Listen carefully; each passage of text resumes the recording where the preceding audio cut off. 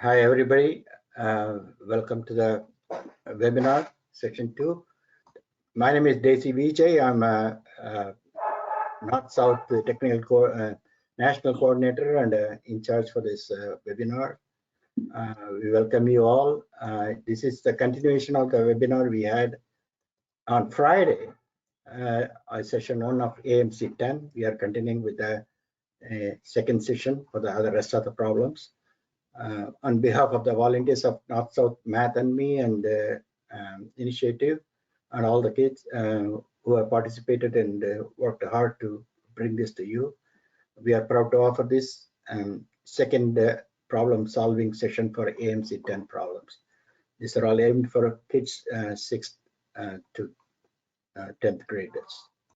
This is a unique opportunity and for you to learn, and our intent is also to motivate all the kids to look beyond the North-South contest and look into the national and international competitions.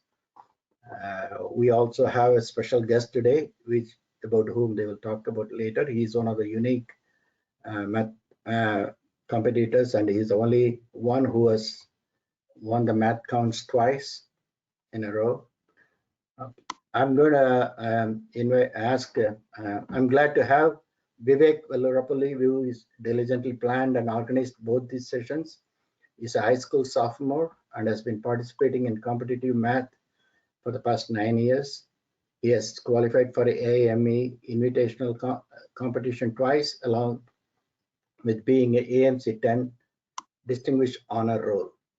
He has gone to the North-South National Finals 5 times and is a long-time North-South student volunteer. He has really worked very hard along with the members of the NSF Math and Me initiative to make this session happen.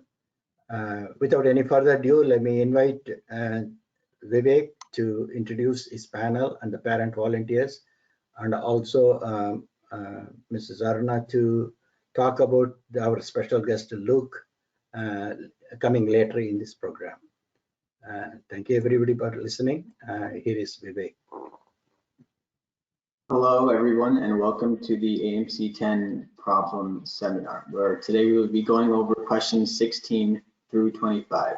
Joining me today is Suyash Pandit and Ram Goel, who are two very talented math individuals themselves. Also, thank you to the math volunteers who will be moderating the chat today. Mom, do you want to introduce Luke? So we have a special guest speaker today, along with the panelists, and that is Luke Robitaille, who will be joining us at about 6 p.m. today. So he's not going to be there at the beginning, but he's going to join us at 6 p.m. Luke is a 2-time International Math Olympiad gold medalist. He is a homeschooled high school high school junior from Texas. And apart from being a 2-time IMO gold medalist, he's also the only student who has won the national twice. Once in 2017 and then in 2018. And he has a whole bunch of other accomplishments. So when he comes on, we will give you a full bio. But please stay on throughout the seminar so that you can actually get to hear him. He will not be solving an AMC 10A problem per se, but he will be talking about some higher level math concepts like group theory. So now over to the panel to kickstart the AMC problem solving. Okay, so this is a quick presentation for those who may not be familiar with the AMC competitions and the full AMC system. Next slide.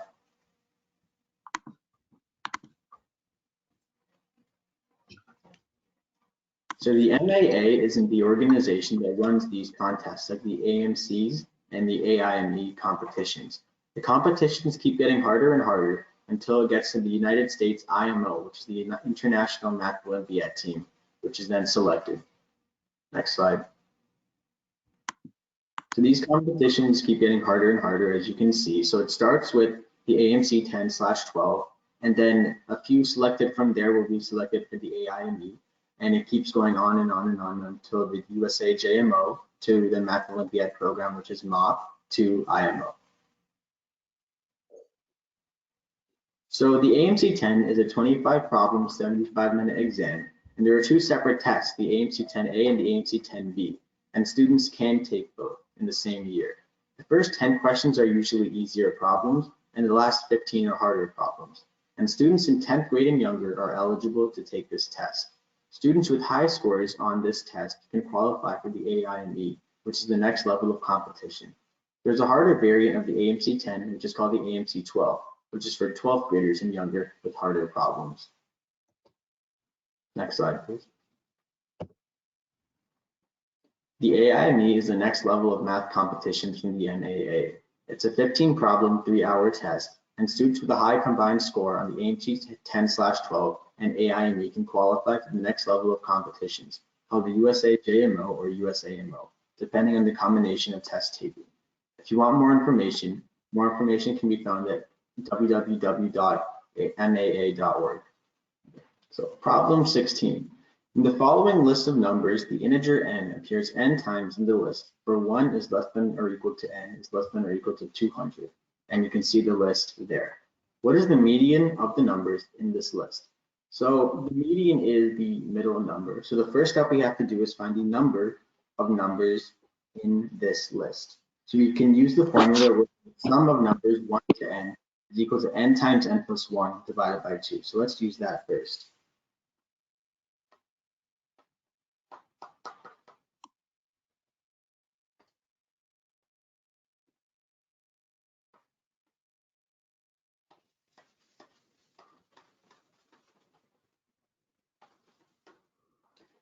So as you can see here, this is equivalent to 20,100.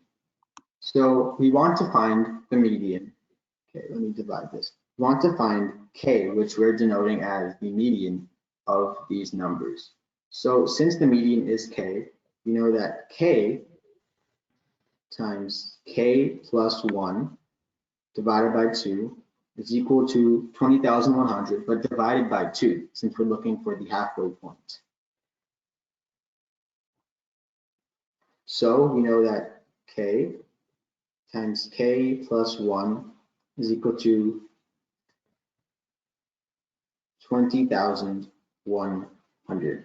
Oh, Uncle, can you go to the next slide? Uncle, can you go to the next slide? Oh, sorry.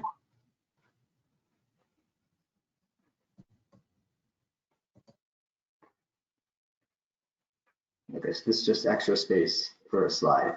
So we want to find approximately the square root of 20,100, since k times k plus 1 with numbers as large as the numbers we're dealing with is approximately the same thing. So we can look at that for now. So the square root of 20,100 is approximately 142.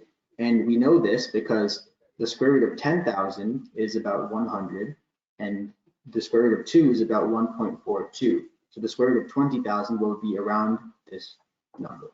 So if we plug this value in for k, you get that 1/2 times 142 times 143 is equivalent to 10,153. And if you remember, the middle number in all this list is 10,050. So we know that the last number of 142 is after the middle point, which is good. That's what we want. We also need to make sure, since there's 142 142s, that the first 142 in that same list is before that middle number. And we can check this by taking our number, taking away 142 from that, and we know that there it is less than 10,050. And since we know that this is so, we know that these middle two numbers that the median is the average of are both 142. So our answer is 142. Sorry, it's cut off, but you get the idea. So our answer is C.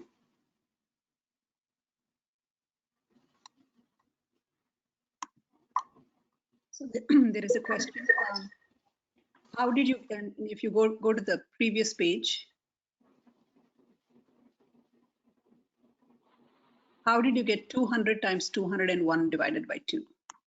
Okay, so there is a formula such that if you're summing the first n positive numbers, the sum of those n positive numbers is n times n plus 1 divided by 2.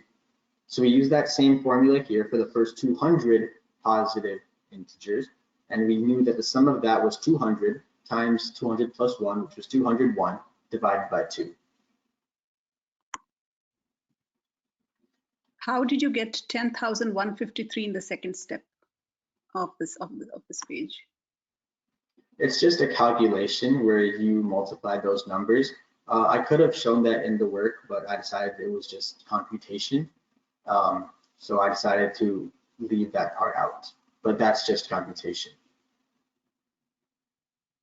Why did we have to take the square root of 20,100? So we wanted to find the approximate value of k, and we knew that k times k plus 1 was 20,100. And because of this, we know that k times k plus 1, and we know the value of k is pretty high, at least more than 100. So because of this, we know that k times k plus 1 is about k squared. So we know that k squared is about 20,100, so we can approximate using that to make it simpler.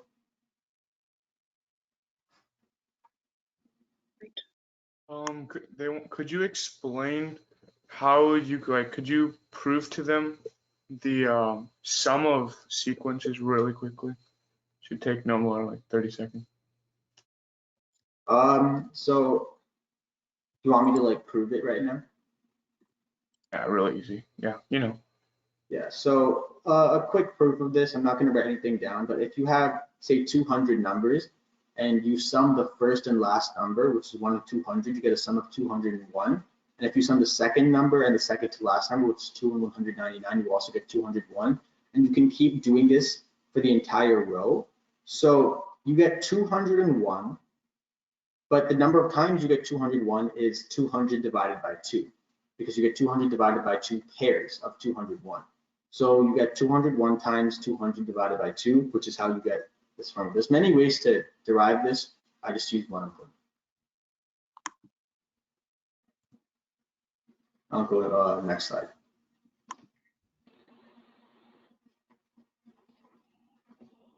Yeah. Trapezoid ABCD has AB is AB and CD, BC equals CD equals 43, AD is perpendicular to BC. Let O be the intersection of the diagonals AC and BD, and let P be the midpoint of BD. Given that OP equals 11, the length AD can be written in the form n times the square root of n, where m and n are positive integers, and n is not divisible by the square of any prime. What is m plus n? So there's supposed to be a diagram here, but since there isn't, I will just draw it myself.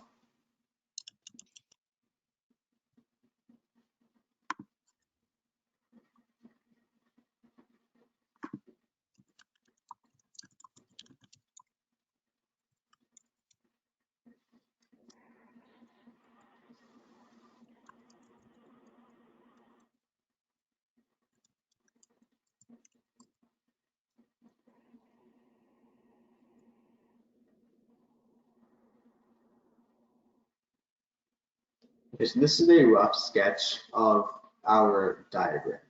So using a little bit of angle chasing, which is a trick used to try to find similar triangles, we can see that this triangle, CBP,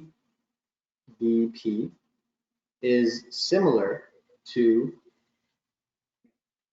BDA. See here?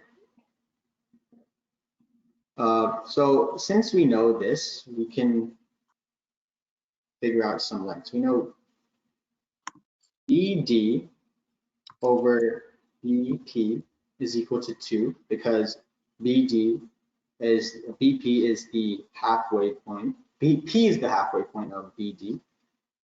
And because of these similar triangles, we know that, Uncle, go to the next slide, please.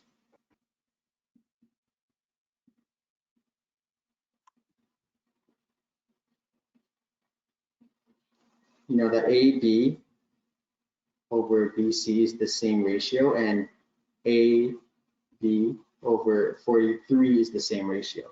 And since AB divided by 43 is 2, you know that AB is equal to 86. And we can use the same angle chasing. I'll go to the first slide of the problem. Uncle, can you go to slide B? Previous one? Okay. Yeah.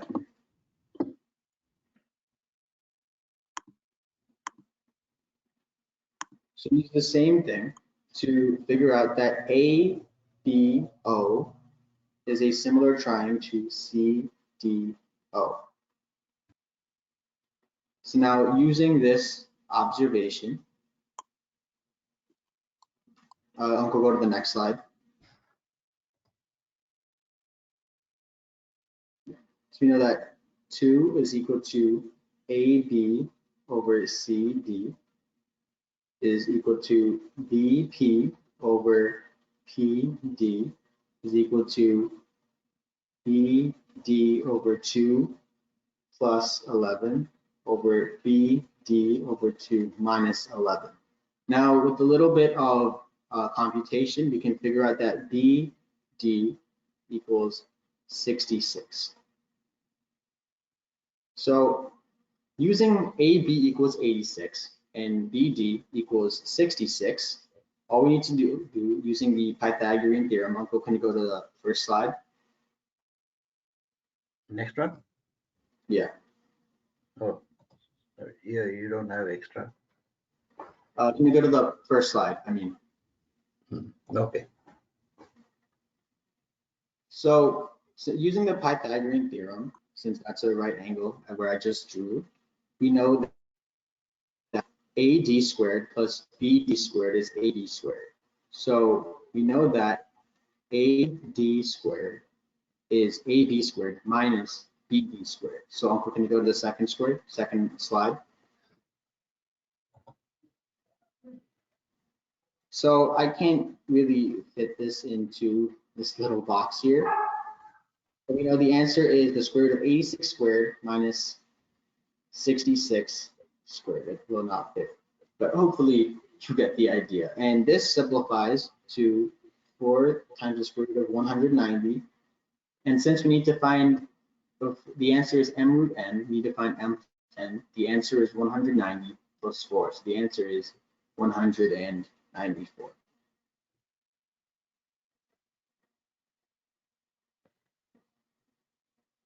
So questions. I think there are several questions on, how do you know they are similar triangles, and why? How did you get BD divided by BP is equal to 2? And then there was also a question, can you explain what angle chasing is? Okay, so we know that BD divided by BP is 2 because we are told that P is midpoint of BD. So since P is the midpoint of the line, BP will be half of BD. So because of that, BD divided by BP is equal to 2. And how do you know they are similar triangles? We know they're similar by using the property, like angle, things like that. So these are 2 right angles and so on. Okay, can you just elaborate? Okay. Your voice is also dropping off, Vivek, a little bit closer to the mic. Yeah, can you repeat that question, please? The question, I'm going to read the question as it is. How did you know they were similar triangles? Okay. And specifically, how do you know that BDA is a right triangle?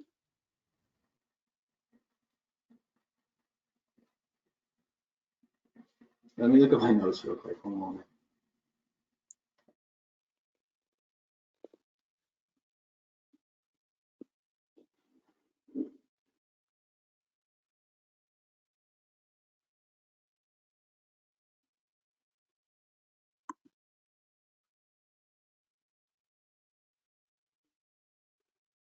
So you can find it online. Actually, when I was writing these notes, I didn't actually write how I did that. The solution is on AOPS, but somehow I forgot it right now for today. So I'm sorry about that.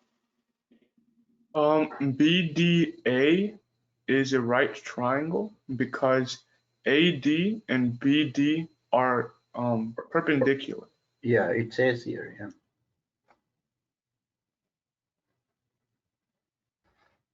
Yeah. Can you explain what angle chasing is? So angle chasing, the general term of it is when you say, when you look for certain angles and you look to find other angles in terms of that angle. Like one small example of this, you say, oh, these two angles are the same. Or you look at this angle and this angle add up to 190. And you know how this angle and this angle are the same. And things like that. You look for these little similarities. And if you know two triangles have two angles that are the same, you know that both triangles have three angles that are the same. So you know that the ratio of the sides are the same, which is what I used here. Thank you. You're good? Yes, you can move on. Okay. Are you on the slide? Yes, you are. Okay. So let f be a function defined on the set of positive rational numbers with the property that f of a times b is equal to f times f of a plus f of b for all positive rational numbers a and b. Furthermore, suppose that f also has the property that f of p equals p for every prime number p, for which of the following numbers is f of x less than 0. So the first thing we can do is that we can look at these solutions one by one. And eventually we can see that we can look at f of 25 divided by 11 closer. So let's look at this one. And this number can be expressed in the following expression. Let me put this in a separate area. F of 25 over 11 times 11 equals f of 11 times f of 25 over 11. That's getting cut off, but you get the idea. So we can look to find the values of f of 25 over 11 times 11, which is f over 25, and f over 11. And using those two, this is a plus. Using those two, we can find the value of f of 25 divided by 11. So first, let's look at f of 11. Now f of 11, because 11 is prime, using this here, the f of p is equal to p idea, we know the f of 11 is equal to 11. And if we're trying to find f of 25, we know that f of 25 is equal to f of 5 plus f of 5. And using that f of a times b equals f of a plus f of b, we can find this. And now this is just equal to 5 plus 5 because 5 is prime. So we know this is equal to 10. So now we can solve the problem. Okay, can you go to the next slide?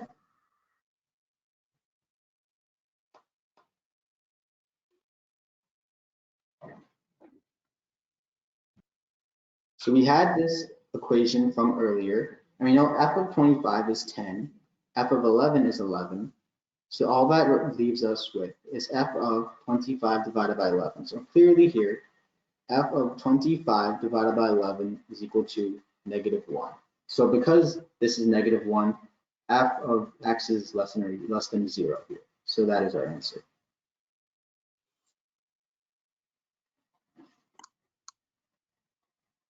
There are no questions. Carry on.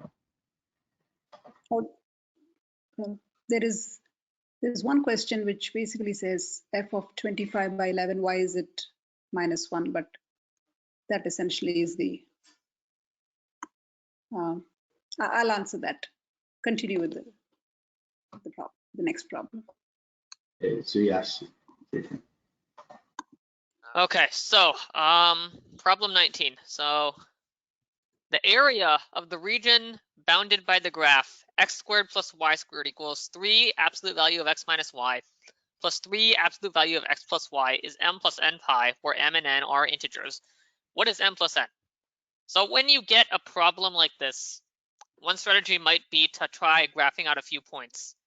And I tried that here, but that is actually a little misleading. And the reason for that is because one point you might find is 0, 0. I mean, that's pretty easy to see that both sides are going to be 0 if you choose that point.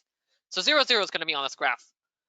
But then when I later went to actually trace out the curve, what I found is that it's actually a region of points that kind of bound a region, and then straight in the middle there is 0, 0. So I'll show you exactly what I mean by that in just a minute. But what we really need to do is just start kind of working with this a little bit. So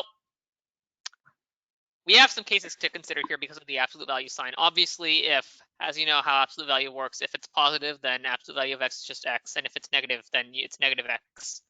Now, maybe you'll realize that the absolute value of x, that's actually just the square root of x squared. But anyway, so let's assume that both x minus y and x plus y are positive. So we're going to take away the absolute value signs, and we're just left with x squared plus y squared. And I don't want to take up too much space here, so I'm just going to simplify it straight away. So if you take out the absolute value signs and just assume they're both positive, you're just left with 6x because you have minus 3y and 3y, those cancel out. And hopefully you recognize this equation. It's actually, when you rearrange it, it's the equation of a circle. So you have x squared minus 6x plus y squared equals 0. And Yash, can you please speak slower? One of the requests. Okay, sorry about that. So basically what we're doing is we're assuming x minus y and x plus y are positive, and that's just going to allow us to take out the absolute value signs for now. We'll come back to that later. So we have x squared minus 6x plus y squared equals 0. Now the y squared is fine where it is, but in order to write this, so it's completing the square in order to do this. So you notice that 6 is 2 times 3. So if we add 9 to both sides, then we have x squared minus 6x plus 9. And that actually becomes x minus 3 squared. And this is a very important technique that's used in deriving the quadratic formula, and it's useful when graphing circles as well. And y squared equals 9. So let's talk about what this actually means. So x minus 3, that means the center of the circle is going to be at 3, 0, because y, we're not subtracting anything. So 3, 0. And, okay, this is kind of hard to write with my finger, but let's assume that it's 3, 0. Now, on the right-hand side here, it's actually the radius squared. So since the radius squared is 9, we have the radius is 3. So it's going to go through the origin, around, and back out. So that's part of the graph. But what you'll realize is that we actually don't have all these points on the graph because we assumed that both x plus y and x minus y are greater than 0. So what does that mean? Well, okay, let's see. So if x minus y is greater than 0, then it has to be below this line, y equals x. So points above it don't count because, so I can almost try and erase this here because these don't count. They're above the line. So x minus y is not going to be greater than 0, therefore they don't work. Let me add that back here. But also we want x minus y to be greater than 0, sorry, x plus y to be greater than 0. We just did x minus y. And what that's going to be is this line here. And you may need to reason this out a little bit to see why this is the case. But any point that's going to satisfy that is also going to have to be above that line in order for x plus y to in fact be greater than 0. So these points all go bye-bye. Now, I talked about 0, 0 being kind of that oddball, and the reason for that is 0, 0 is kind of like on both lines right at the center there, but it's not really part of this circle. So that's why in the end, you get this region of all these points, and then 0, 0 is kind of the odd one out. It's straight smack dab in the middle. So that's that. Now we'll do one more here. So what we can assume now is that first we assume that both of these are greater than 0. Now we're going to assume that this one is less than 0. X minus y is less than 0. So remember, when a number is less than 0, its absolute value is going to be the negative. So what we actually have is x squared plus y squared equals 3. And then we're actually going to switch it to y minus x because we want to take the negative, and we're going to assume that that's positive. Plus 3, and then x plus y is still going to be positive, so we don't do anything with that on the absolute value. Now this simplifies to x squared plus y squared equals 6y now, because the x's actually just cancel out on the right-hand side. Now this is going to be very similar to the previous case. I'm kind of going to gloss over this step now, but what we do is something very similar with completing the square. And we end up with this equation, x squared plus y minus 3 squared.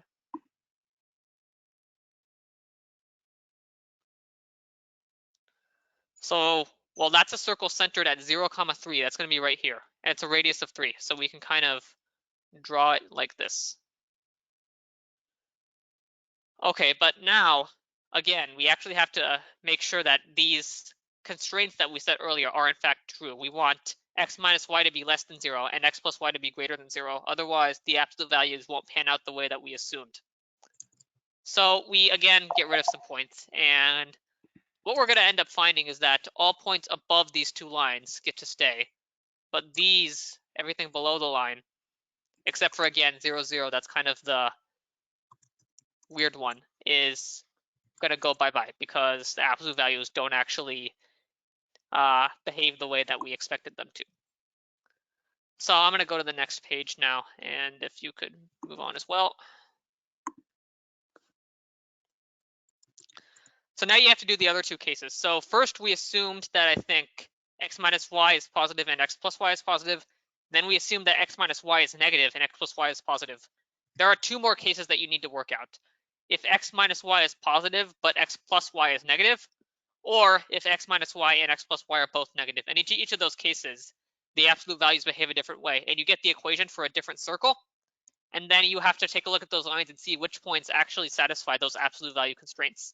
And what you're going to end up with is something like this. So we talked about 3, 0 over here and how it created this semicircle. 0, 3 up here, it created another semicircle. And then what we'll find is that we have two more semicircles that we draw. And then there's the point 0, 0 in the middle, which doesn't really belong to anything. So now our question is the area of this. So it's easiest to divide it up into a square with 4 semicircles along it. Now remember, this was 3, 0 here. So it's 3 plus 3. The side length of the square is going to be 6. So the area of the inner square is 6 squared is 36. Now what about the semicircles? Well, the radius of one semicircle is 3. And the area of a square semicircle is equal to radius squared times pi. But since this is a semicircle, you have to divide by 2. But we have 4 of those semicircles. So we multiply that by 4. And in the end, that comes out to 18 pi. So the total area is 36 plus 18 pi. And we wanted n plus n pi. So 36 and 18. 36 plus 18, 54.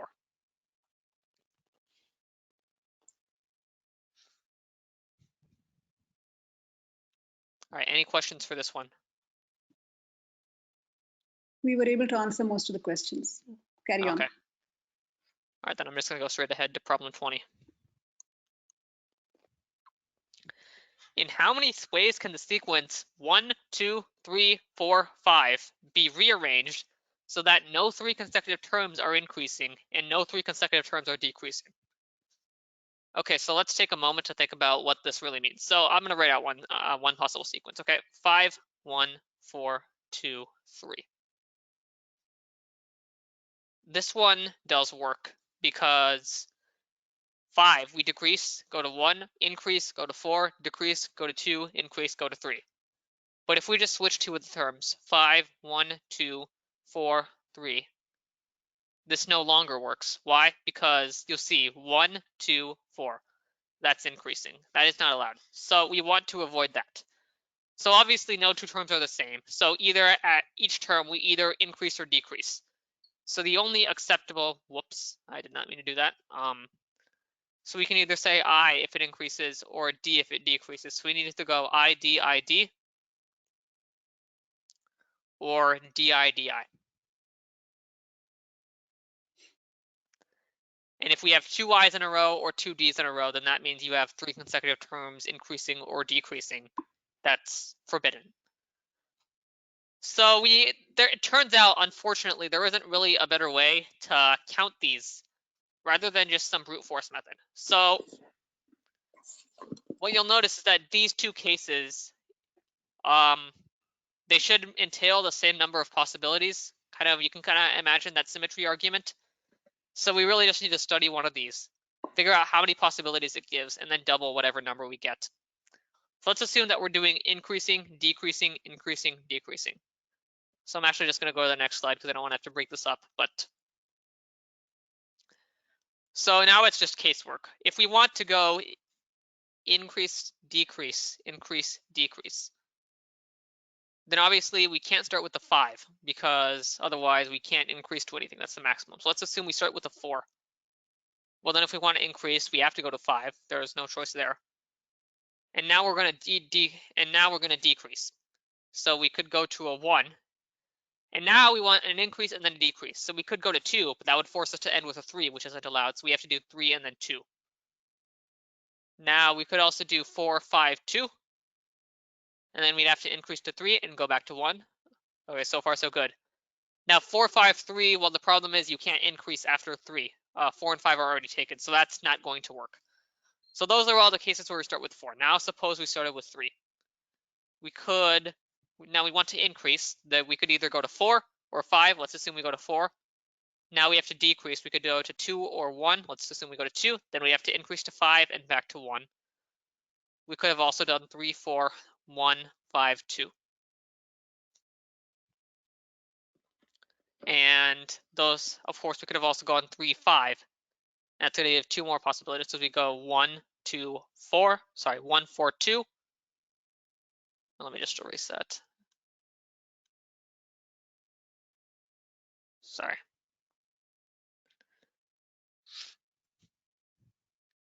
And I meant to, okay. Or 3, 5, 2, 4, 1. And let me just make sure that this is. Okay, so those are all the cases where we start with 3. Next, we want to start with 2. Increase, okay, well, we can go to 3. We'll consider the other cases later. Now we have to decrease, our only choice is 1. And now an increase and a decrease, the only choices are going to be a 5, then 4. We could go from 2 to 4, then decrease. We could go to 3 or 1 here. 3, 5, 1, or 1, 5, 3. That would also be perfectly valid. Now, okay, so we've done the 2, 3 case, 2, 4 case. Now let's see. Okay, yeah, 2, 5 case. So you go to 2, 5, and now we have to decrease. You could go to 1. That would then force us to do 4 and then 3. Or you could go 2, 5, drop to 3, and then come back to 4 and then 1. We couldn't go 2, 5, 4. That would just force us to decrease again. So now we've gotten 11 possibilities so far, but we still need to consider the possibility where we start with 1. You could go straight up to 5, down to 2, 4, and then 3. Or we could go to 5, but then only go back to 3, and then 4, 2. All right, what if we just went from 1 to 4? Well, we would then have to go back down. We could go to 3, 5, 2, or 1, 4, 2, 5, 3. All right, we're almost there, guys. I promise. I know this is the only way I know of doing it. If someone knows of a better way, please let me know, because I don't. And the final possibility is 1, 3. We have to decrease. The only choice is 2. Have to increase. We go to 5. We can't go to 4. Otherwise, that would force us to increase again, and 4. These are all the possibilities for the increase, decrease, increase, decrease. How many are there? Well, you'll count there are 16 of them. Now, we said we had to double it afterwards because we also have the di case, but those will have the same number of those. There will be the same number of those possibilities by that symmetry argument. So it's just 16 times 2, 32, final answer.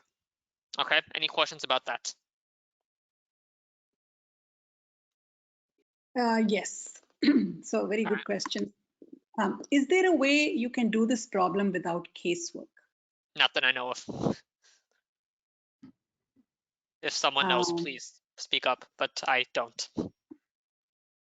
All right, I think we had a couple of questions like that. I mean, is there a way to solve this instead of using brute force method? This is how I did it during the contest, and I didn't find anything better, so. All right. What is the symmetry argument? So the symmetry argument is saying that the ID case will have the same number of possibilities as DI. And it just kind of becomes an intuitive thing that there's no reason one should have more possibilities than the other. So once you find the number of possibilities for increase, decrease, increase, decrease, we'll have the same number of possibilities for decrease, increase, decrease, increase. So we can just double this number rather than having to count out those again. So why could we not do IIDID? Well, or because D? there are 5 numbers in the sequence, right? So there are only 4. It would be a force in terms of the increase or decrease. There would only be 4 of those. And if you have 2 of them in a row, either 2 I's in a row or 2 D's in a row, that represents 3 consecutive terms being either an increasing or decreasing, and that's what's not allowed. So. And similarly, DIIDI, it's the same explanation, but I just wanted to put it out there. Right. Okay. Yeah, I think we can go ahead to the next question. Okay, yeah, sorry, that was a bit tedious, but it's the only way I know of. Okay, geometry, another one. We already saw that number 19. Here's another one. Let E, A, B, C, D, E, F be an equiangular hexagon. Lines A, B, C, D, and E, F determine a triangle with area of 192 times the square root of 3. The lines B, C, D, E, and F, A determine a triangle with area 324 times the square root of 3. The perimeter of hexagon A, B, C, D, E, F can be expressed as m plus n times square root of p, where m, n, and p are positive integers, and p is not divisible by the square of any prime, what is m plus n plus p. So first of all, equiangular hexagon means a hexagon where all the angles are equal. Now that does not necessarily mean a regular hexagon, and if you played around with this, you'll easily see that that's not the case, because just like if I said an equiangular quadrilateral, well, obviously a regular quadrilateral, that's just a square. But you can also have a rectangle, right? All the angles are still equal, but clearly the sides are not equal. It's the same case for this hexagon. Now, what is true is that all the angles are going to be 120 degrees. And you can kind of imagine that, because if I give you any number of sides of a polygon, no matter how I draw that polygon, the sum of the angles is always going to be a certain number. Because for 3 sides, a triangle, it's always 180. For a quadrilateral, it's always 360. And for a hexagon, it's always 720. So that means for all the angles to be equal, they all have to measure 120 degrees, just like in a regular hexagon, but this is not necessarily regular. So this drawing probably won't be very accurate, but I'm going to do my best here.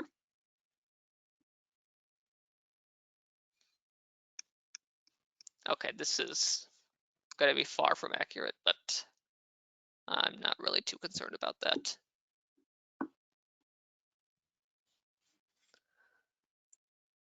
Now, here's the key observation you had to make. A, B, C, D, and E, F determine a triangle with area of 192 root 3. Now, this is almost going to get cut off, but again,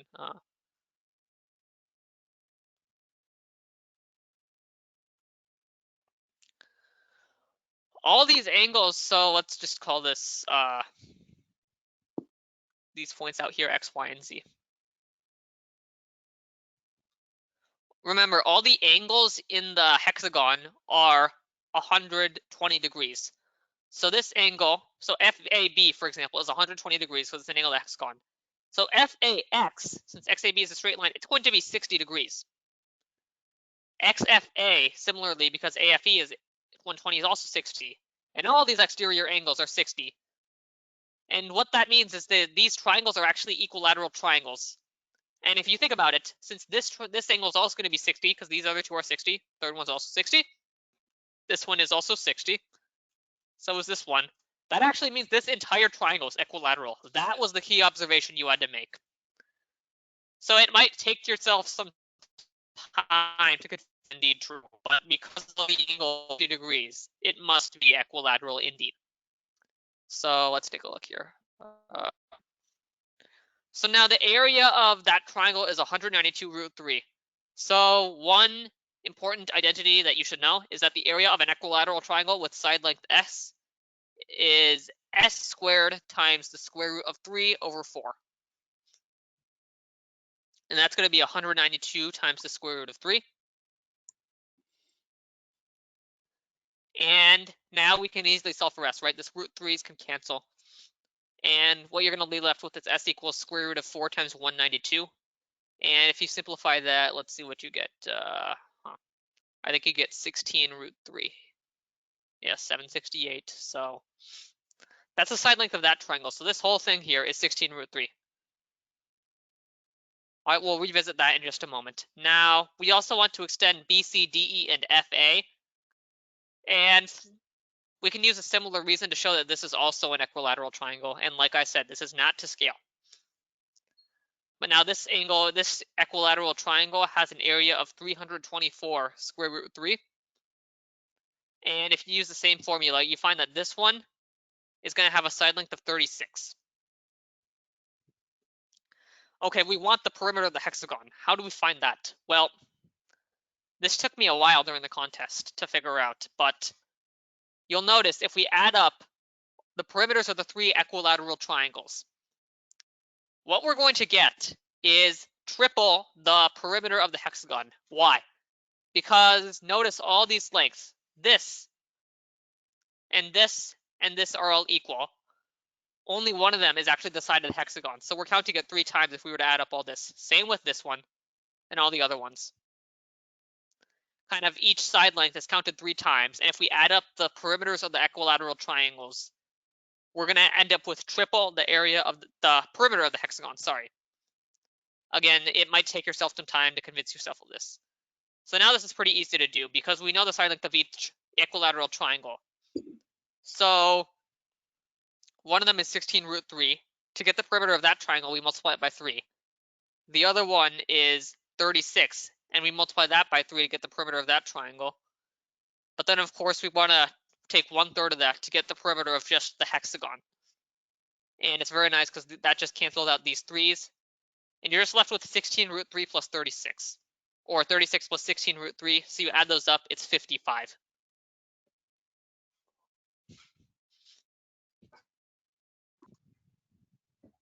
Any questions? No questions. No question. None? Okay. All right, now the hard part. It's number 22. And I think this is going to be the last one that I present here. But Haram's algebra notes are 50 pages long and printed on 25 sheets of paper. The first sheet contains pages 1 and 2. The second sheet contains pages 3 and 4, and so on. One day, he leaves his notes on the table before leaving for lunch, and his roommate decides to borrow some pages from the middle of the notes. When Haram comes back, he discovers that his roommate has taken a consecutive set of sheets from the notes, and that the average of the page numbers on all the remaining sheets is exactly 19. How many sheets were borrowed? Now, I'm going to be honest with you guys. I did not solve this during the contest. I couldn't find an elegant way to do it, and it just would have taken too much time. So I'm just going to be using the solution that's on Art of Problem Solving, which involves just some algebra. First of all, we know that, okay, sorry about this. I need to take a look at the AOPS solution for just a minute. So currently, with all 50 pages, the sum of the pages that are in there is, and Vivek proved this formula earlier, or at least showed it, n times n plus 1 over 2. In this case, it's 50 times 51 over 2. Sorry, that's a terrible multiplication sign. Whatever. 1275, okay. Now, some of the sheets are removed. So let's say that the first page number that we remove is K. Okay. And furthermore, suppose that n pages are removed. Then what that means is, so n pages are removed, not the number of sheets, the number of pages. Then that means that the first sheet removed is K, the next one is K plus 1, the next one is K plus 2, all the way until K plus n minus 1. Now, why K plus n minus 1? Well, what you'll find is that if you get to K plus n, sorry, there should be an ellipsis here, then that's actually n plus 1 sheets. We want only n sheets, and that's going to end at K plus n minus 1. Now, we want to know the sum of these sheets that are removed. So how do we do that? Well, there's a formula. It's the average of the first and last terms times the number of terms. By definition, we've chosen that there are n pages removed. So the mean of these pages, sorry, the mean of these pages is going to be this. Sorry, the average of the first and last term. So that's going to be 2k plus n minus 1 over 2, that's the average, times the number of terms, which is n. Now here's the thing. We want to subtract this from 1275. That's going to be the number of the sum of all the pages that remains. And in order to have the mean be 19, and I'm just going to separate this for a moment. Well, we want to divide that by the number of sheets which are left, which is 50 minus n. Okay? And that's going to equal 19. So at this point, I'm going to move over to the next slide. So I'm just going to have to revert to this, but okay. So 1275 minus 2k plus n minus 1 over 2 over 50 minus n equals 19. Now at this point, you can just, it's just some algebraic manipulation. So again, I have to refer to this solution here. But at this point, we're going to multiply everything by 50 minus n and then multiply by 2 just to get rid of that fraction. So we get 2550 minus 2k plus n minus 1 equals 38 times 50 minus n.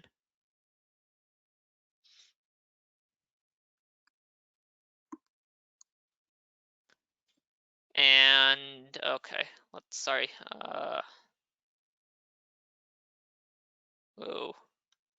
Where did I? Oh, sorry, I dropped the n. Yeah, there was supposed to be an n here because we multiplied by the number of terms, which is n. I accidentally got dropped. I'm sorry about that. And then there need to be some rearrangements made, so we'll expand everything out here. 2550. Well, not this 2k n minus 1 plus n. Okay. Yeah, guys, sorry, I did not actually solve this during the competition. That's why I'm taking a while to figure this out. So I'm just going to cut to the chase here at this point. After you rearrange this equation a little bit, you end up with this. 650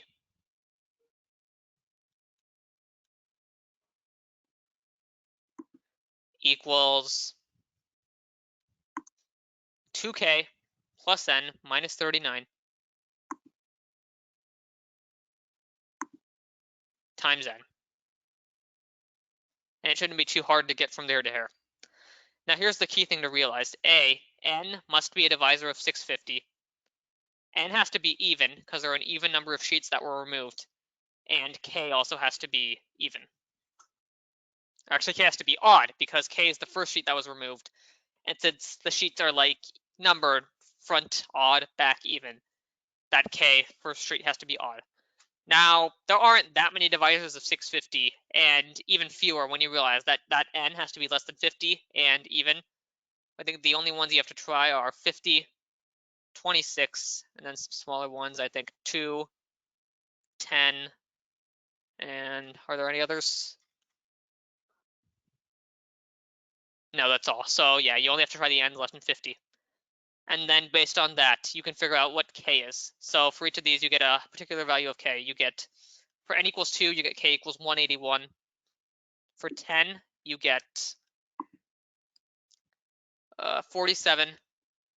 26, you get 19, and 50, you get 1. Now, only one of these actually works. So 181 is too big. This one, if you took out all 50 pages, then there would be nothing left. You would just be 0 divided by 0. That obviously isn't going to work. So we get rid of that. For 10 and 47, well, if you took out, if k is 47, that's the first sheet. Then if you took 10 sheets, you'd go past 50. That's not going to work either. 26 and 19 is the only one that works. So if 26 pages were removed, well, then the number of sheets that were removed is going to be 26 divided by 2, 13.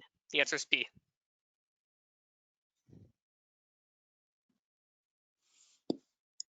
Yeah, so there are a couple of questions here. All right.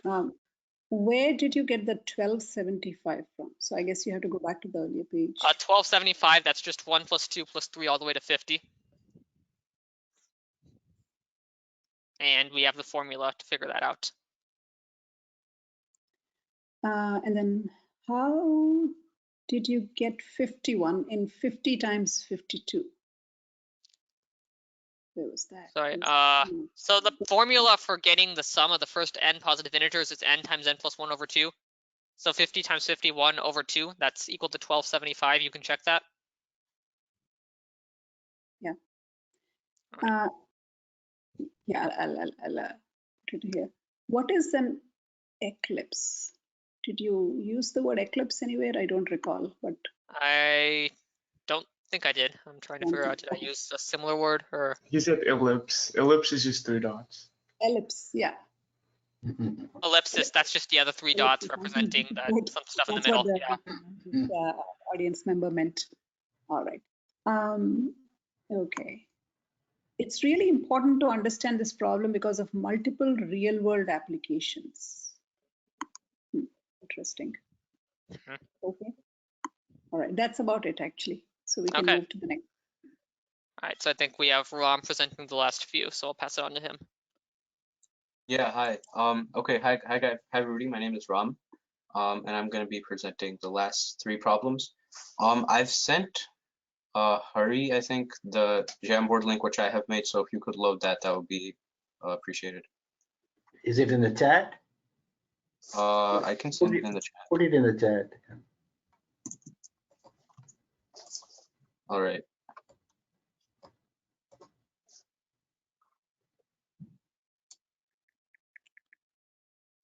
Yeah, it's just loading.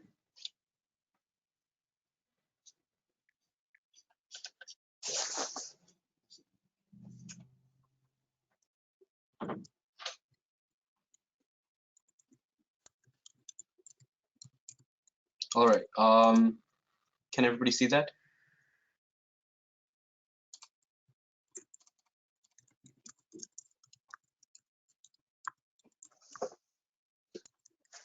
All right. Yeah, go ahead. So, problem 23. The problem says you basically have a 3 by 3 square, and there's a frog which initially starts in the center square, and it can go in any of the 4 directions around it, north, south, east, or west. And the key point is that if it is on an edge, then it can go. It can, like, let's say it's on the top edge.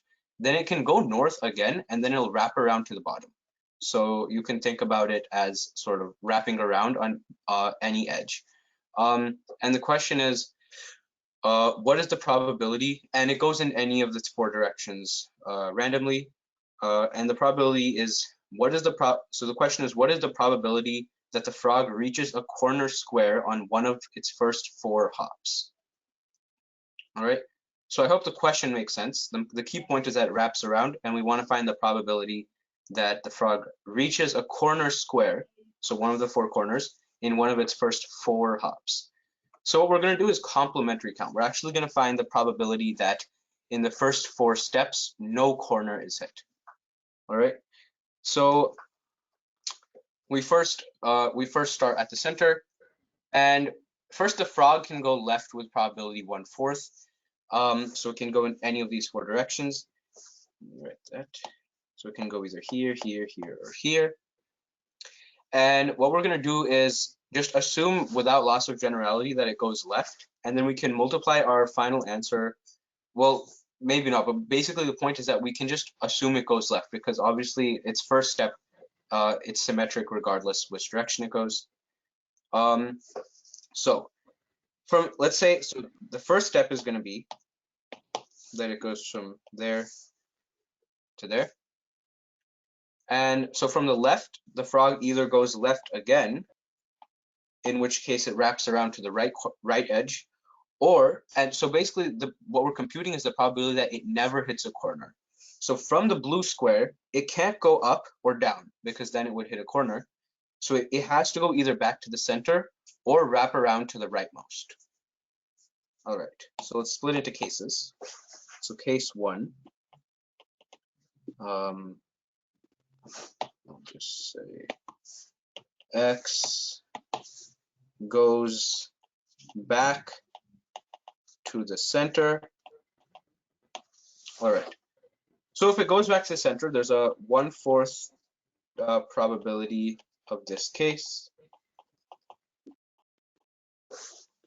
Because remember, it's still 1/4. It's not 1/2. You can't just say, oh, it's going to go either north. It can't go north or south. So there's just 2 possibilities. There's actually 4 possibilities. So it goes back to the center. Now it's back in the center, and there are 2 steps left. It can go in any direction initially. It can go to any of, because it has to go to one of the 4 edge squares. By the way, when I say edge square, these are the 4 edge squares. I'm just circling them, and the 4 corner squares are these. So the 4 edge squares, I'm just saying, are the middle ones in the edges. Okay, so yeah, so from the center, it has it can go to any edge, and it obviously has to be on an edge. And then from there, it has 2 options, because let's say it comes back to the center. Let's say it comes back to the center and then goes here. So now it's stuck over here. Now it can either only go down or up, because if it goes right or left, it goes into a corner. So no matter what, so the 3rd step, it can go to any edge. And then from there, there's a 1/2 probability. So 4th step, 1/2 probability, in particular 2/4, because 2 directions out of 4. 1/2 probability doesn't hit a corner. All right, so the total probability of case 1 is 1/4 times 1/2, excuse me, which is 1/8. Now, case 2 is a little more complicated. So case 2 is from the blue square, it goes to, so it goes left again, which means it goes to rightmost edge. All right, so then now it's here. So I'm just going to say to X. So the red means it's now on the rightmost edge. So now it's here. And now there's still 2 steps left, since we want to compute the probability it doesn't hit a corner in the first 4 hops. We've done 2 hops.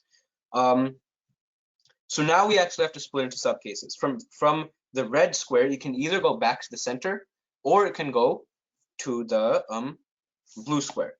So subcase 2.1.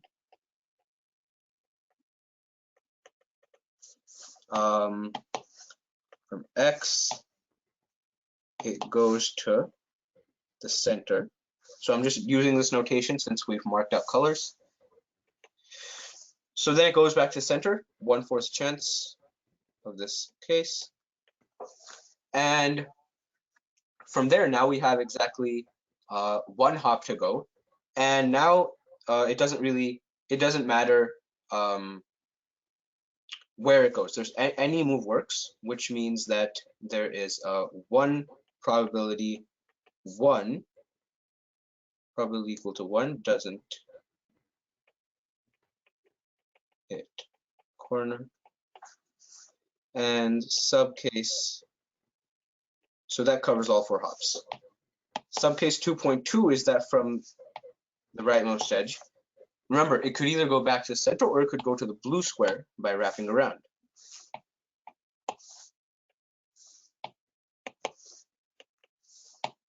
Okay, so now we have, so it went from black, then it went to blue, then it went to red, and now it's back at blue. From here, there's 2 good cases, which is either it can go to the center, or it can go, so from here, so now it's over here. There's exactly 1 hop left, and it can either go here or it can go here by either going right or left. And there's a 1/2 chance of this case. So first of all, there's a 1/4 chance of this case even happening. And there's a probability equal to 1/2 doesn't hit corner. So basically what we did was just breaking down into all the possibilities, and we're finding the probability of the case happening, and then multiplying that by the probability that in the case, it still doesn't hit a corner. Now we can tabulate everything and figure out the answer. So I'm just going to do it on this slide because we have everything here. Otherwise, I would take more space. But okay, so we had two good cases. So in case one, there's a 1/4 probability you're in this case, and then you have to multiply by the 1/2 chance that it still never hits a corner. And then we add subcase 2.1. Well, for subcase 2.1, let's see. So it went back to the center. There's a 1/4 chance of subcase 2.1 happening, and in that case, so first of all, x goes to the rightmost edge, yes, and then we multiply by. Let me see. I'm trying to see. Do we have to multiply in the probability that we even go into case one?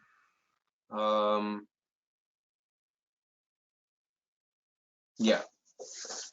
So case one was x goes back to the center, and it goes back to the rightmost edge. Yeah, the probability we're even in case two is 1/4. So then we have to multiply the probability for subcase 2.1 is 1/4 times 1. And the probability for subcase 2.2 is 1/4 times 2. 1/4 times 1/2, I mean. Now we can just evaluate this. This is 1/8 plus 1/16. So I'm just distributing this out. Plus 1/16 plus 1/32, which turns out to be 4 plus 2 plus 1, so it's over 32, which is 7/32. And remember, this was the complement. So this was the 7/32 is the probability that in the first 4 steps, no corner is hit, which means the probability that in the first 4 steps, you reach at least one corner is 1 minus this. So the answer is 1 minus 7/32, which is 25/32. And this is good because this is an answer choice, D. Any questions on this problem? So one question is, why is case one only 3 steps? It's not 3 steps. Let me clarify that. So we start at the center. So let me write down what case one would be. Case one, we start at the center, and then we go to here. All right, so that's 1 step. And now we go back to the center. That's the premise of case one. That's the second step. Now the third step, which I didn't write down, but if you were listening, that you can go to any spot. That's the third step. You can go to any spot. And from there, the 4th step, you have a 1/2 probability of still not going back. So the third step I didn't write down because you can go from anywhere when you come back to the center. Any other questions? No. All right, let's move on. All right. Actually, why don't I just show you guys the problem? Sorry, on this slide. Oh, that's a trade-off. Yeah, sorry, go to slide 6.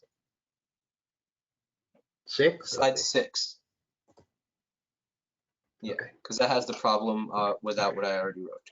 All right, so the question is, the interior of a quadrilateral is bounded by the graphs of x plus ay squared equals 4a squared, and ax minus y squared is a squared, where a is a positive real number. What is the area of this region in terms of a?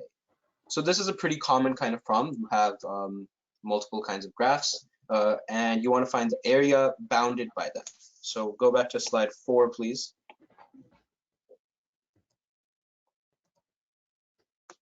All right, so x plus ay squared equals 4a squared. That just means that x plus ay is either 2a or negative 2a. So remember, these are 4 different lines because we have basically the equation of x plus ay squared equals 4a squared is 2 lines, lines 1 and 2. And similarly, ax minus y whole squared is a squared. That is also 2 lines, that is lines 3 and 4. And we want to find the area bounded by the graphs of these 4 different lines. So graphing these out without thinking is probably a bad idea. First, you want to think if there's any ways to simplify what you're going to do. So one thing to note is that 1 and 2 have the same slope. So 1 and 2 have the same slope, and that's simply because if you think about it, we have x plus ay is a constant in both, which means that when you write out y equals mx plus b, you'll have the same thing. The constant doesn't matter. So 1 and 2 have the same slope. In particular, they're parallel. So we have 1 and 2, and they are two parallel. They're not necessarily parallel to the x-axis, but I'm just drawing them like this. Actually, maybe it's less confusing if I just draw it like that. So this is just not necessarily how it's actually going to look, but these are two parallel lines. Now, slope, similarly, 3 and 4 are also parallel. They have the same slope. Now, can we relate 1 and 2 to 3 and 4? What is the slope of 1? Slope of 1. So the equation becomes y equals 2a minus x. Y equals 2a minus x over a, which you can distribute as 2 minus 1 over a times x. So the slope of 1 is negative 1 over a. The slope of 3, we can rewrite the equation as y equals ax minus a. So slope a, slope negative 1 over a. And a fact that you should know is that when you have two slopes whose product is negative 1, that means the two lines are parallel, perpendicular, which means that 1 is perpendicular to 3. And since 1 and 3 are parallel, that also means that 3 is perpendicular to 2. So basically 1 and 2 are parallel. Yeah. There's a request for you to slow down a bit. Okay, like with the logic or how I'm speaking? Speaking, I suppose. All right. So 1 and 2 are parallel, and by the slope being product negative 1, they they're perpendicular. So we can draw 3 and 4 as being perpendicular to 1 and 2. All right. So now what we can see is that the quadrilateral bounded by these is actually a rectangle. So now it should be pretty easy to find the area. What we want to do, call the intersection of 1 and 3, call this point A, call the intersection of 1 and 4, call that point B, call the intersection of 2 and 4, call this, actually let's do the intersection of 3 and 2, let's call that C.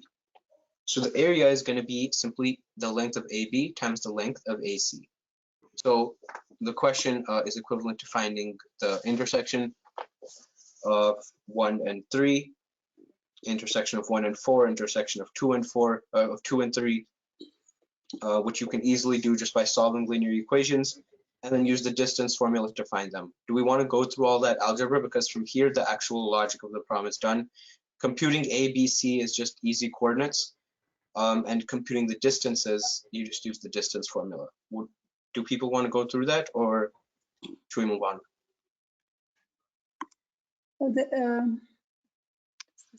They want to see it.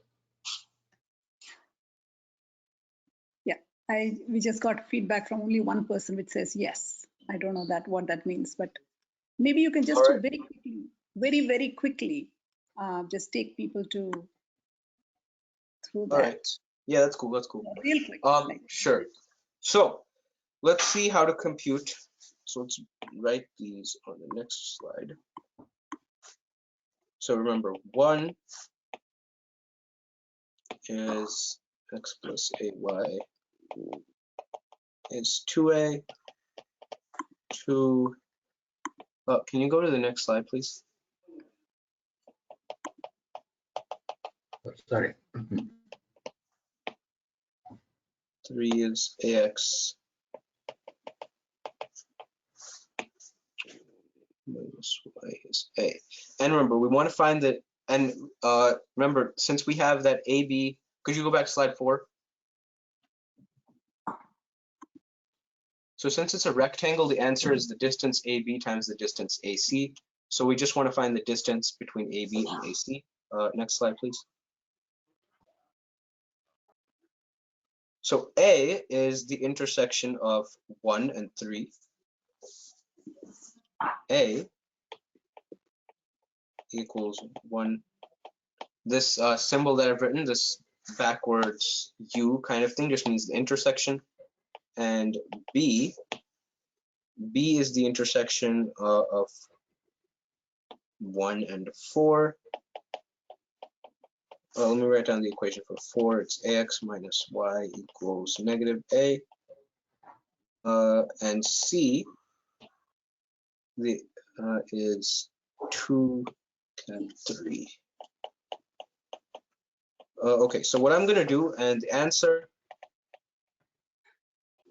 is AB times AC, since it's a rectangle. So what I'm going to do is just sketch out how to find A. So A satisfies the point A, it's called xy. Then it satisfies the equation it lies on 1. So x plus ay is 2a. And it lies on 3, so ax minus y is a. Now we can solve this system of equations, and we'll get x comma y equals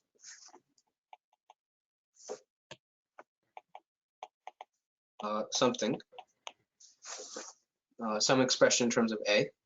And similarly, we can do for b, we can find what equation b satisfies, and we can find what the coordinates of b.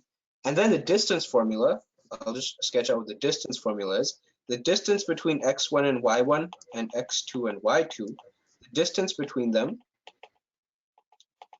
is the square root of x1 minus x2 squared plus y1 minus y2 squared. So equipped with all this sort of setup, basically what you want to do is solve this simultaneous equations, these linear equations, to find the coordinates of A, the coordinates of B, and the coordinates of C. You're going to need to do 3 different systems, and then find the distance between A and B and multiply by the distance of A and C.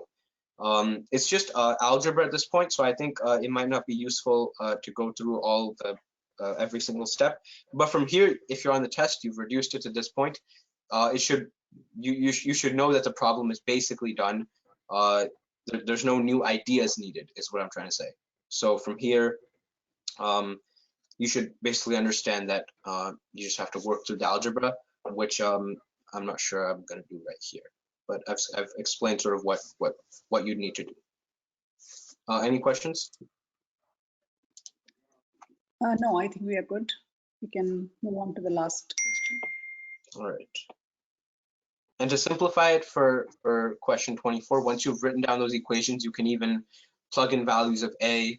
That might make it a little easier if the algebra is getting too much. And you can use the answer choices to narrow it down. But I think that might be a little too much work. Probably better just work in general, since we've set it up. All right, final problem of the test. We're almost done. It's number 25. How many ways are there to place 3 indistinguishable red chips, blue chips, and 3 indistinguishable green chips in the squares of a 3x3 grid so that no 2 chips of the same color are directly adjacent to each other, either vertically or horizontally? All right, so this is our second problem on a 3x3 grid. What we have are 3 A chips, 3 B chips, so 3 A's, 3 B's, and 3 C's. I'm just going to use the letters. And what we want to do is we want to find the number of ways to place these so that there are no A's directly adjacent, B's or C's directly adjacent. All right. What I'm going to do is, without loss of generality, assume that A is in the center. All right. And any configuration we come up with, say we come up with some configuration, there are, okay, I'll just, here's a point that you know in the beginning. Say this is one configuration that works with A in the center without loss of generality. B, C, the actual letters I'm writing down don't matter, but I want to have a concrete example. Let's say you find that this example works. It does happen to work.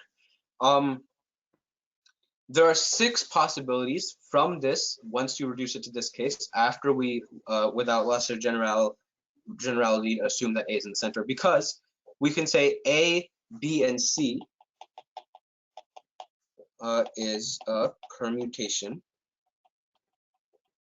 of red, green, blue.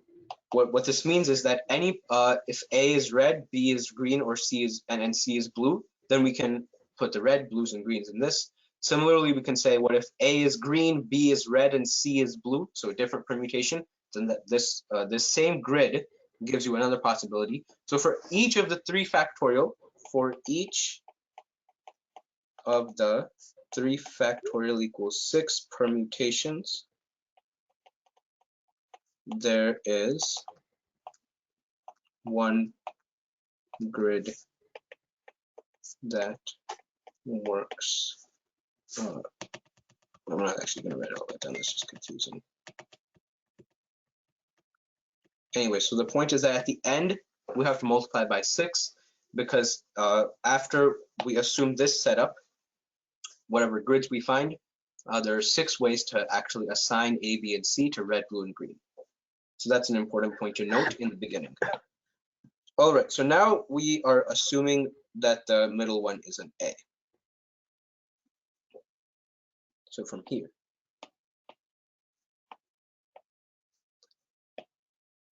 let's think about where the rest of the A chips can go. There's 2 A chips left, and there's 1 in the beginning. So A's cannot be, there can't be an A in any of the 4 edges, which means there has to be an, okay, it's kind of lagging, but that's fine. Anyway, so that means there has to be an A in one of the corners. Let's say there's an A in this corner.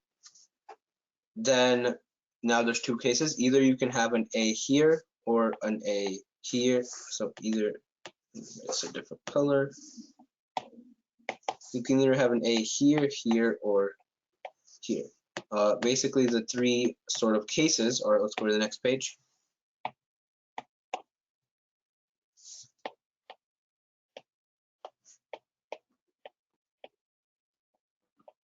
You have an A here.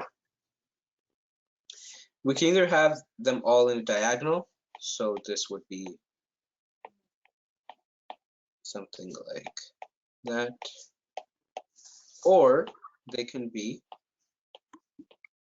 sort of in a V shape. What I mean by that is 1, 2, 3.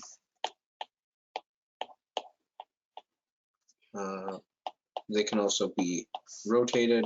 I'm just going to write them all out for concreteness.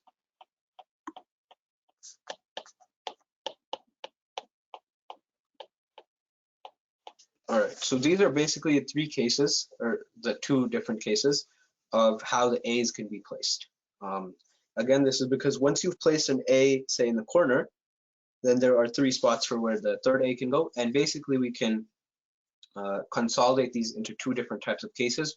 1 where the A's are all along one diagonal, and 2 where the A's are in this sort of V shape. All right, so first let's deal with this case. So we have all the A's on a diagonal. Now let's think about how we can place the B's. Maybe I'll just work in, so I'm going to work in this right here. So here, there could be, oops. Right. Here, let's say here there's a B, all right?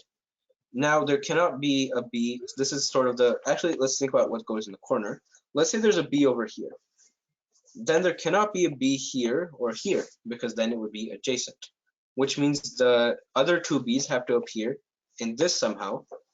But since there's 2 B's here, that means they have to be here and here. This is sort of like a Sudoku kind of thing, because there are 2 B's, and we know there are 2 B's in this sort of L shape. But if one of them is in this corner, then it would have to be adjacent to the second B chip, which means the 2 B chips have to be here if this B chip is in the corner. All right, and this forces also where the C's go. So basically the point is that whatever chip is in the bottom right, the other 2 copies of that chip have to be in these 2 spots. So, and now the positions of the C's is also determined. So from here, there are 2 cases. Either So the main point here, I'll say, if you weren't paying attention so far, this is a really good way to summarize it. Whatever chip is in this position, the bottom right corner, determines the entire grid. In this, obviously, I'm just working in the case where A's are along the diagonals. And the reason for that is once I put the B's, we found that the B's are here, that fixes the C's. All right, so two cases, bottom right corner fixes the rest of the grid. All right, so there's two cases in that case. And similarly, there's going to be two cases here, because that also, by symmetry, you're going to have the same sort of story when you have the A's along the other diagonal. Now, let's think about the case where the A's are in a V. So the B, let's say there's a B here, then you cannot have a B here or here, which means the other two B's have to either, so there's basically two cases here.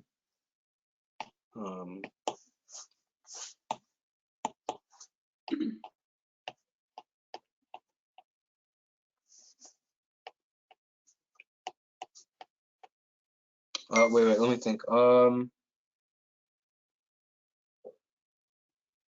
Yeah. All right, so let's say B is the chip which is in this square. Then, so there's a B here. Then there has to be two B's in these three spots. Obviously, there can't be any two B's here.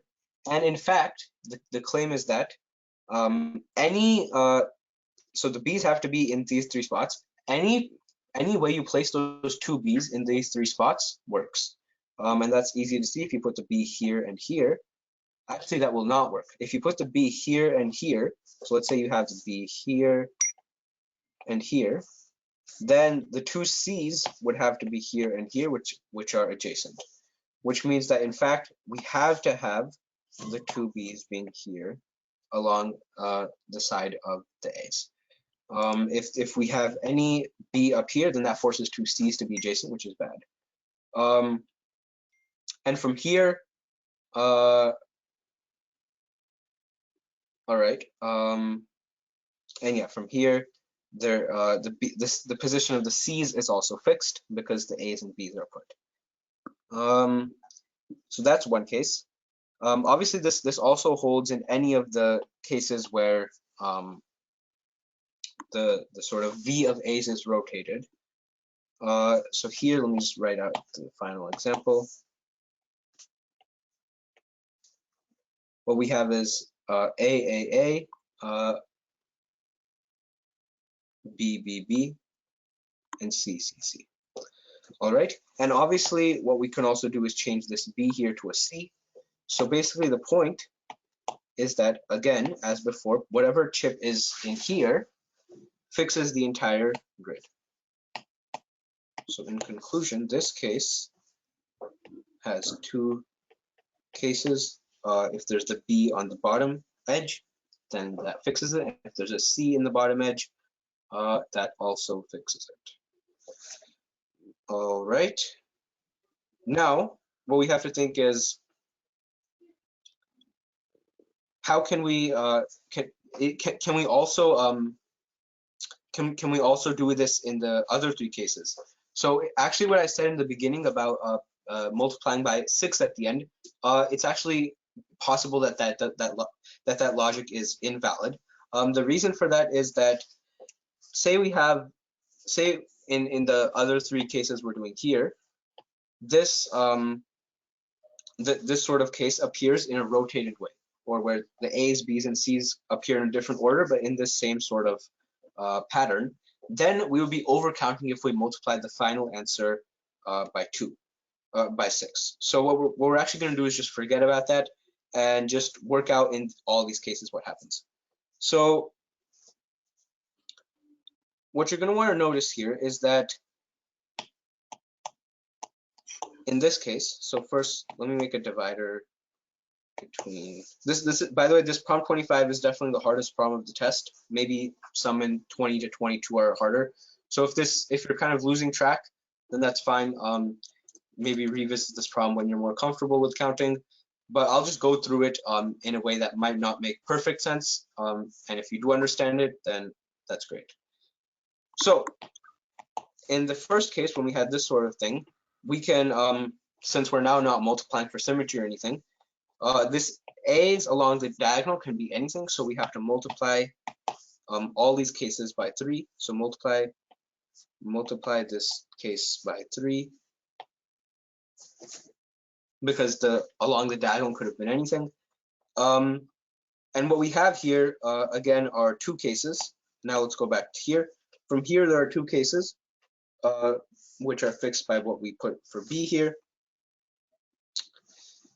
And similarly, in this case, we also are going to have 2 cases.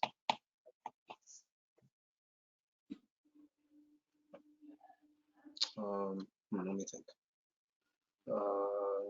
Yeah, if we have 2 in the corner and then 1 on the edge. Okay, yeah, so this would actually overcount some, because if we just said, okay, there's 2 cases here, then we would also include the case, say, B, B, B, and then the rest are C's. So that would overcount, because if we just say, okay, multiply by 3 based on where the sort of A for 3's is, that would overcount. But the question is, would it actually overcount? And the key to notice is that since the A's are in the corner, and these sort of B's are not in the corner, any rotation that we do of this is actually going to be completely different. So we have 2 cases here. Similarly, we have 2 cases here, 2 cases, 2 cases, and so this is a total of 8. And what we're going to want to do here is, so first of all, in the first case, let's jump back to up here. We had 4 cases, which we multiply by 3. So for case 1, 3 times 4 is 12. And for case 2, what we have is 8 cases if the A's form the quote-unquote V. So 8 times, oops, and then we multiply by 3 because the V could have been either an A, B, or C, so that's 24. And since this covers all cases, the answer is 12 plus 24, which is 36. Again, this problem is very difficult, especially if you're not comfortable with sort of breaking into cases and counting. So if you didn't quite understand this, I know my explanation wasn't perfect, but that's how I would have thought of it on the test. And again, if that doesn't make sense, try and revisit it when you're more comfortable. Are there any questions? I can go through some part of this, a little bit of it. Before we go to the questions, this session is being recorded and will be put on a YouTube channel. Also would be sent to all of you.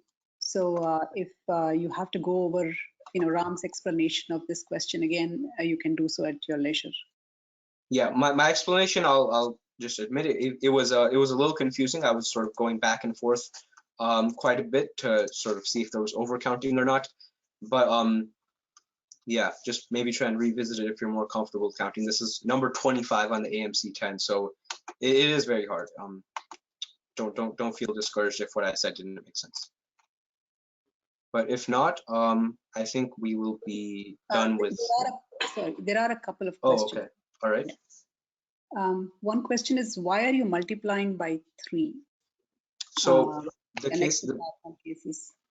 All right. So what we're going to be doing is the point is the A's are along the diagonal in this and this. So we could have replaced the A's with B's or C's, and by symmetry, that would also create the same amount of cases depending on if A's, B, or C's were on the diagonal. So that's why we're multiplying by 3. One other question is, can you please explain why we may be overcounting for the V-shaped case? Yes, there actually isn't overcounting. The way to sort of think about overcounting is to break it down into the most natural way to describe it. So here, the key to notice is that the V's are in 2 corners and the center. Is there in any of the, in say this case, is there another possibility where you have 2 corners where you have some color being in two corners and the center? The answer is no, which means that if we rotate or do anything, this fundamental fact that we have two corners and one center will not change, which means there's no overcounting, and these cases will all be separate, even when we count for symmetry. Again, this is definitely the most confusing part, thinking whether is there overcounting, is there not overcounting. That's definitely the hardest part. You can get confused, and the answer choices make it hard to pick. So that's sort of the main point that might not have made sense, but it'll be better if you revisit it once you're more comfortable.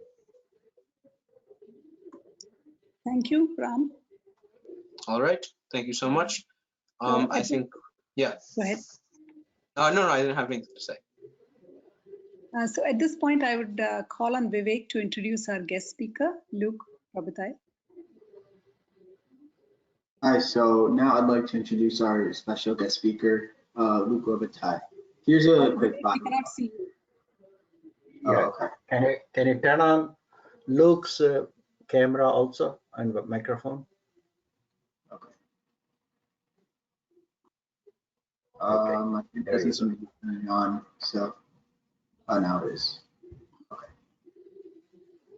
Luke is a homeschooled high school junior in Euless, Texas. He's a two-time IMO gold medalist, a two-time USAMO winner, and an R&M silver medalist. He's attended MOP in 2016, 2017, 2018, 2019, and 2020. He's the only person to ever win Math Counts Nationals twice. He's also won HMMT February twice, ARMO once, PUMAC once, and Who Wants to Be a Mathematician Championship twice. He's the co-director of the Mid-Cities Math Circle, and he's been the director of the online Math Open. He also enjoys crossword puzzles, singing in church choir before the pandemic, and playing chess, among other things. Before Luke starts, can everyone not Luke turn off their cameras? And Daisy Uncle, can you stop sharing the screen? Okay. Do I put him as a speaker or presenter? Yeah. Can you all hear me? Yeah, Yeah. we can hear you. Yeah, we can hear Okay, you. good. Okay, good. So hello everyone. So I wanted to just take a little time to sort of talk about some math that's maybe like a little more advanced, but is still and that doesn't mean to be scared of it or something, but that's maybe a little more advanced, but is still, you know, very interesting. And so I will sort of give sort of as a motivating example that there was an AMC 10B problem from last year. This would be AMC 10B 2020, number 23. And so this problem involves something like you have a square in the plane, and then you have some operations that you do to it. Like you can rotate it 90 degrees in one way or 90 degrees in the other way, or you can sort of flip it horizontally, or you can flip it vertically.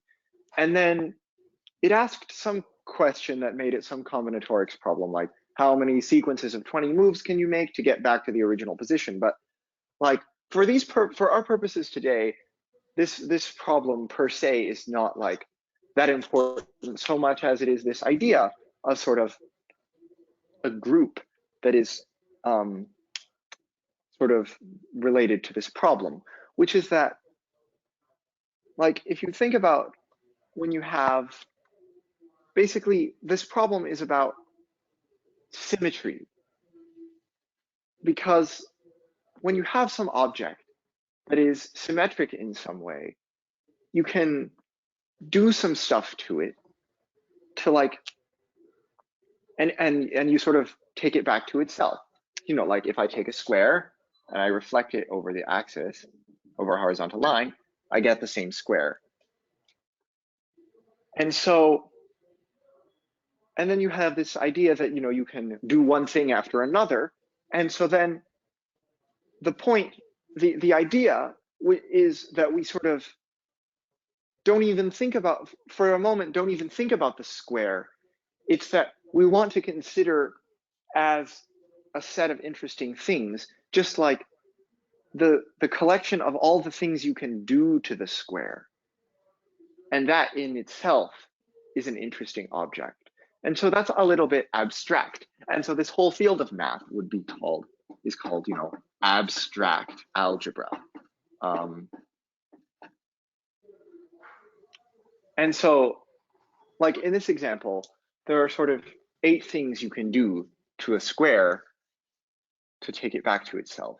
It's like you can, you know, rotate it 90 degrees this way. You could rotate it 180 degrees. You could rotate it 90 degrees the other way. You could reflect along a vertical, horizontal, diagonal in this way, or diagonal in that way. That's 7. But I said there were 8 because actually the last thing you can do is just, you know, do nothing and just leave it alone. And so basically the idea is that the symmetries of the square form something called a group. And this is a very important idea.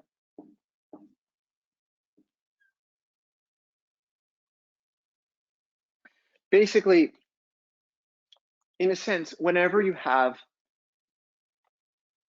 something like, for example, the square, you can take all of its symmetries and then like you want to just, if you don't think about the square and you only think about the sort of underlying algebraic structure of the square, in that like what happens when you do one thing and then another. So like if I do the rotate 90 degrees and then I do the reflect over a vertical axis, well, that would take like, if I label the corners A, B, C, D at the start, then they become labeled like A, B, C, D. And then reflecting over a vertical axis gives me A, B, C, D. And so it turns out that it's the same thing as if I had just sort of reflected over this diagonal axis like this. And so the point of this group is that like, all we're thinking about are these symmetries in sort of an abstract sense, together with the information of like, what do you do when you do one symmetry after another? What new symmetry do you get?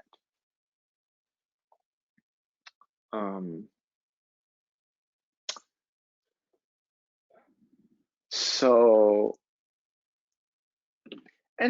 there are a lot of, and so like I gave you examples of a group defined as the set of symmetries of something, but really a group is a very general concept in that like pretty much whenever you have any sort of set and any sort of operation on the set that's like one thing, like any sort of operation that takes 2 things and gives you a thing, gives you what would in many cases give you a group. It has to satisfy some certain properties, but I don't want to get too deep into the weeds here. So let's just say it has to satisfy certain properties, and if it does, then it's a group.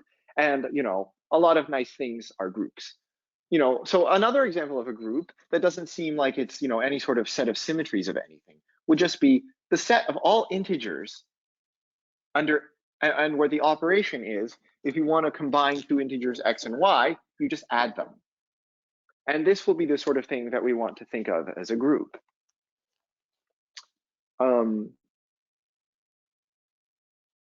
And groups, it doesn't have to be the case that the operation is commutative.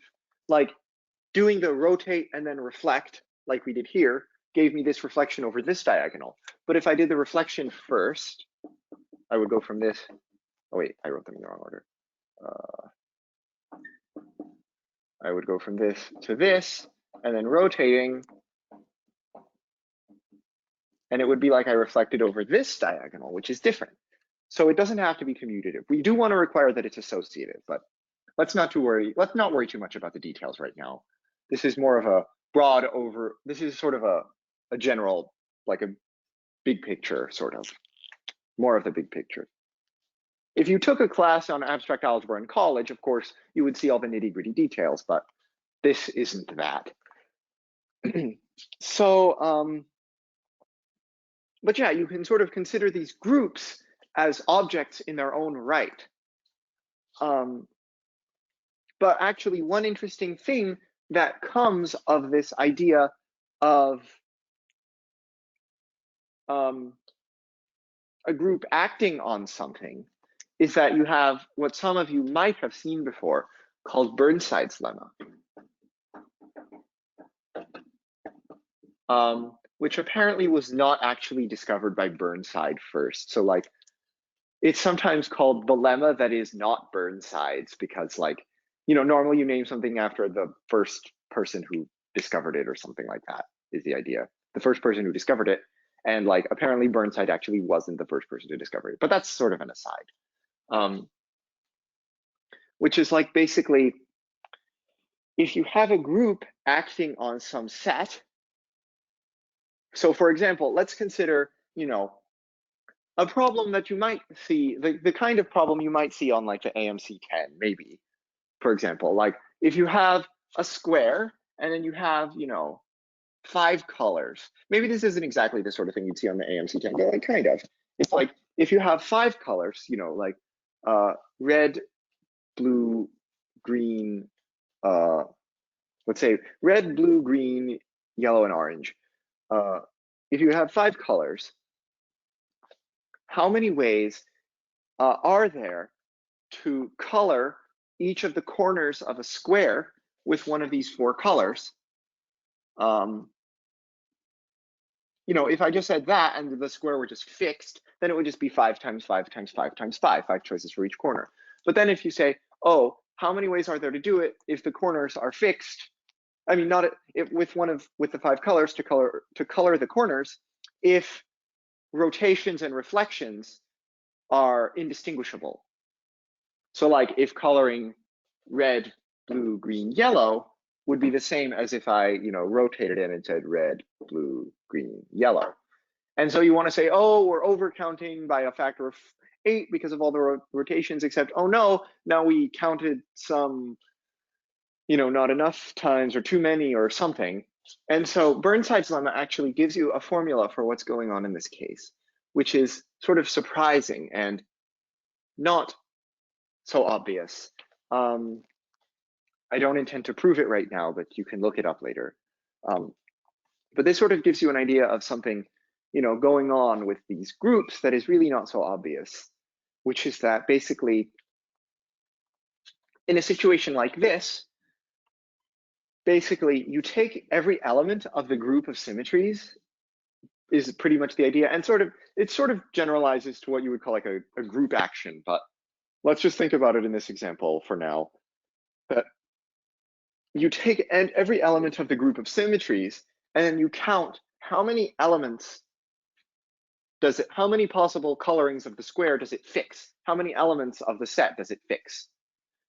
Which is basically the idea is like, we have this set of all the colorings of the square, you know, where we count them all as different. And then you have, you know, the group can change some elements into some other elements. And then we want to know like how many sort of different ways how many ways are there that look different under this group? And so basically Burnside's lemma tells you for every element of the group, count how many elements it fixes that it takes to itself, add them all up and divide by the number of elements in the group. Which is really not obvious what that even means. So I'll just sort of give you an example, which is like, okay, what are the elements of the group? Well, there's the do nothing. So that fixes every element of the group. So there are 5 times 5 times 5 times 5, 625 ways in that case. Or there's the rotate 90 degrees clockwise. And in that case, you know, if I have W, X, Y, Z, and I want that to look the same as W, X, Y, Z, well, you can see they all have to be the same. And that's what you want. If they are all the same, it looks the same under the rotations. So like red, red, red, red, or blue, blue, blue, blue, or, you know, so there are only 5 of those.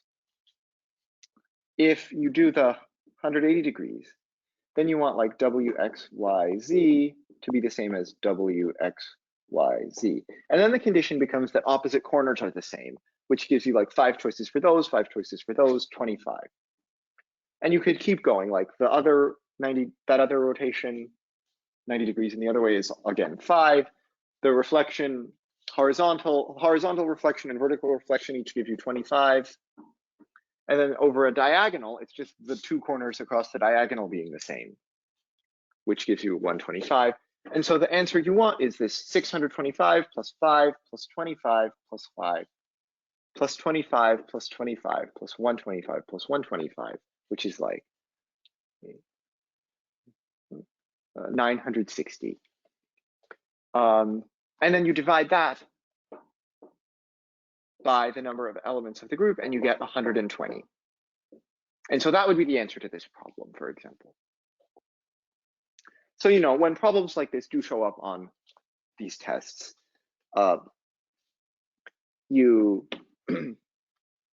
this can be used to solve it. And it's not at all obvious why, this works, but like it turns out that it does, and you can prove it. And you know, it might be interesting to look at that maybe. But I'm not going to do that right now, but you can, you know, like it's on Wikipedia, I imagine, I guess. It should definitely be on Wikipedia. Or, you know, the internet has proofs of Burnside, can give you the proof of Burnside's lemma. But it's probably on Wikipedia. Anyway, more things. So basically, if we have, you know, like, another thing that you can do is that maybe if the idea is abstract algebra, is like you can sort of look at things you already know as part of like a more abstract set that sort of includes more things. And so just to briefly mention that you probably already know about the idea of modular arithmetic, which basically is sort of what you do with this idea of like, you know, two elements are congruent modulo d, two integers are congruent modulo d if and only if their difference is divisible by d. And so, you know, what this is kind of doing is like, it's sort of as if, it's sort of like you have a smaller group, like when you have, you know, the set of all integers under addition is a group, and then the set of all multiples of d under addition is like a smaller group inside of it. And so, you know, a group within a group is a subgroup. And then, so basically when we do this sort of modular equivalence idea, you can sort of look at addition modulo d as a group itself. And I don't want to get too much into details, but basically like addition modulo d is itself a group. And like it will sort of be formed from this group and its subgroup in a way that would be called like a quotient group. And so you could write this. And so this gives you some interesting facts about groups and maps between them and various things, but I don't want to go like too much into detail, but this is a very interesting and important idea. And, you know, like you wonder like which subgroups can you do this with and all sorts of important things, but just to give you a big picture overview. And so another thing that might be interesting to mention is that, you know, what is the structure? Like you might wonder, okay, maybe, so like there are a lot of different groups. And so you might wonder, you know, can you tell me what all groups are? And so like the idea of group is such a general concept that like, that's probably kind of, you know, not really the right, you know, kind of a hard question to answer, you know, like if you have infinite groups, but like if you just focus on finite groups, then you can sort of start to understand what's going on. And this was a very difficult task that took a lot of work from mathematicians. Not that we know everything about finite groups, but it's like, basically there are some ways that you can sort of break down a group into sort of constituent groups. It involves this quotienting operation, not exactly constituents, but like it's sort of analogous to like how when you have a positive integer, you can sort of break it down into its prime factors. You know,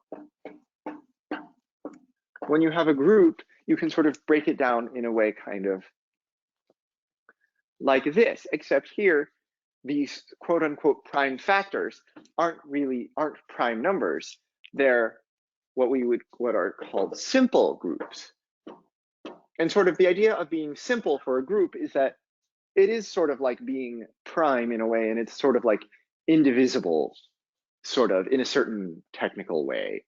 And so basically the idea is, okay, how do we, and then the way these simple, and this is actually the term that's used for it, simple group. And so the way these simple groups fit together to make bigger groups, like that's hard, but at least we can sort of classify these sort of quote unquote prime number groups, if you will.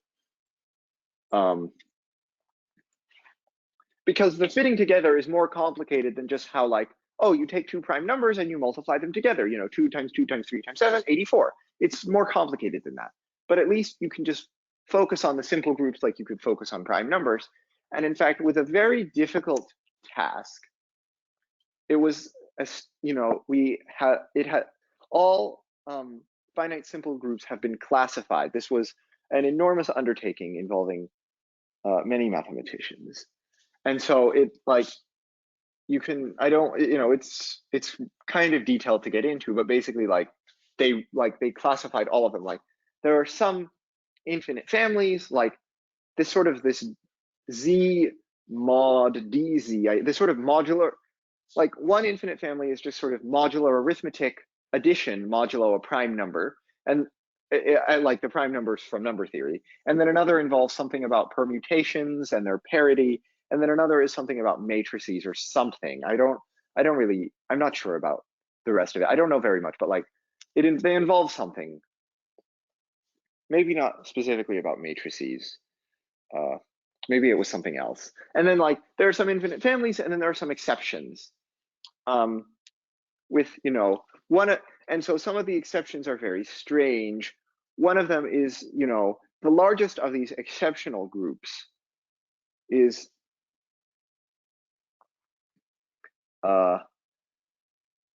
the monster group, which apparently the number of elements of the monster group is this number. I don't even like, it's such a large number that like I'm not even 100%. It would be too hard, like it would be kind of hard for me even to like give you the name, like million, billion, trillion, like what even is this?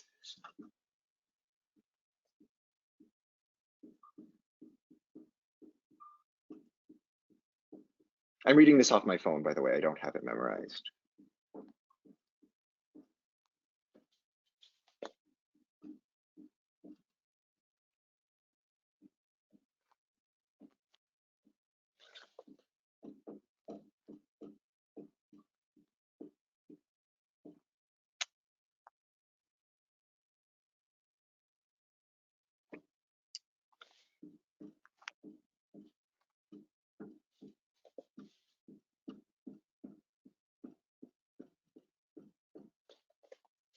Like it's some gigantic number.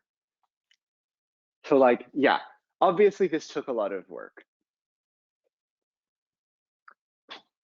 By mathematicians to, like even think about how you would even go about classifying stuff like this. But yeah, so there's interesting stuff going on with groups.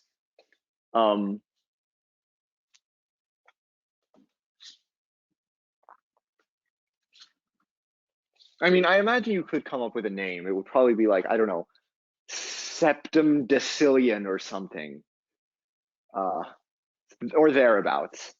But you can just say like approximately 8 times 10 to the 53rd power, apparently.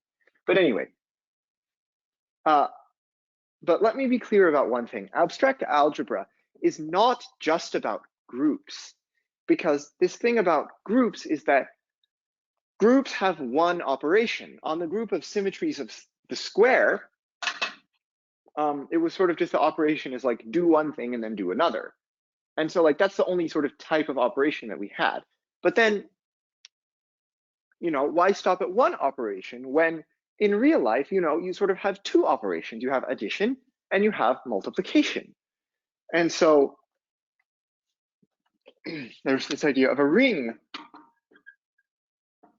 which is sort of kind of like a group, except now you have two operations. addition and multiplication. And then you have, you know, more properties that the elements have to study, have to satisfy. And so, you know, an example of a ring would be the set of all integers where the addition operation is addition and the multiplication operation is multiplication. And then, you know, a field is an especially nice type of group where, no, a field is an especially nice type of ring where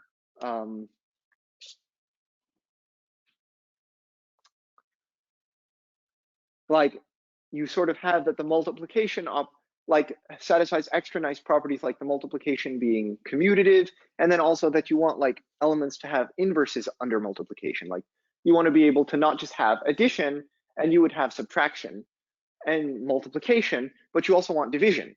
So like the integers are under addition and multiplication are not a field. They're a ring, but they're not a field, because like 3 divided by 2 is not an integer, or 2 doesn't have a multiplicative inverse in the integers. However, an example of a field would be the set of rational numbers under multiplication, under addition and multiplication, because you can do arbitrary, you know, addition, multiplication, subtraction, and division, and they satisfy, you know, the nice properties that you want, except you can't divide by 0, but, you know, that you can sort of take that for granted. And, you know, you could take the real numbers under addition and multiplication, or the complex numbers, or various things, or the integers modulo p, where p is a prime, you know, and other things. You could even, and there are even wilder structure, and, you know, there are other structures, you know, Lie algebras maybe, where instead of addition and multiplication, you have, you know, addition and then some other really weird operation that sort of tells you about, like, it sort of would be inspired by thinking about matrices and how their multiplication isn't commutative, and then you do stuff, and it's, you know, also, you know, there are lots of things. This is a very large field, no pun intended. It's a very large area of study. Abstract algebra is a very large area of study. And so maybe let me tell you about sort of an application of this sort of briefly, which is that if you wonder about fields that are finite, because, like, you know, rational numbers, for example, or the real numbers or the complex numbers, those are all infinite sets. And so what would be something where you have this nice properties about addition and subtraction, multiplication, and division, all these, and they, you know, you want your nice properties, but on a finite set.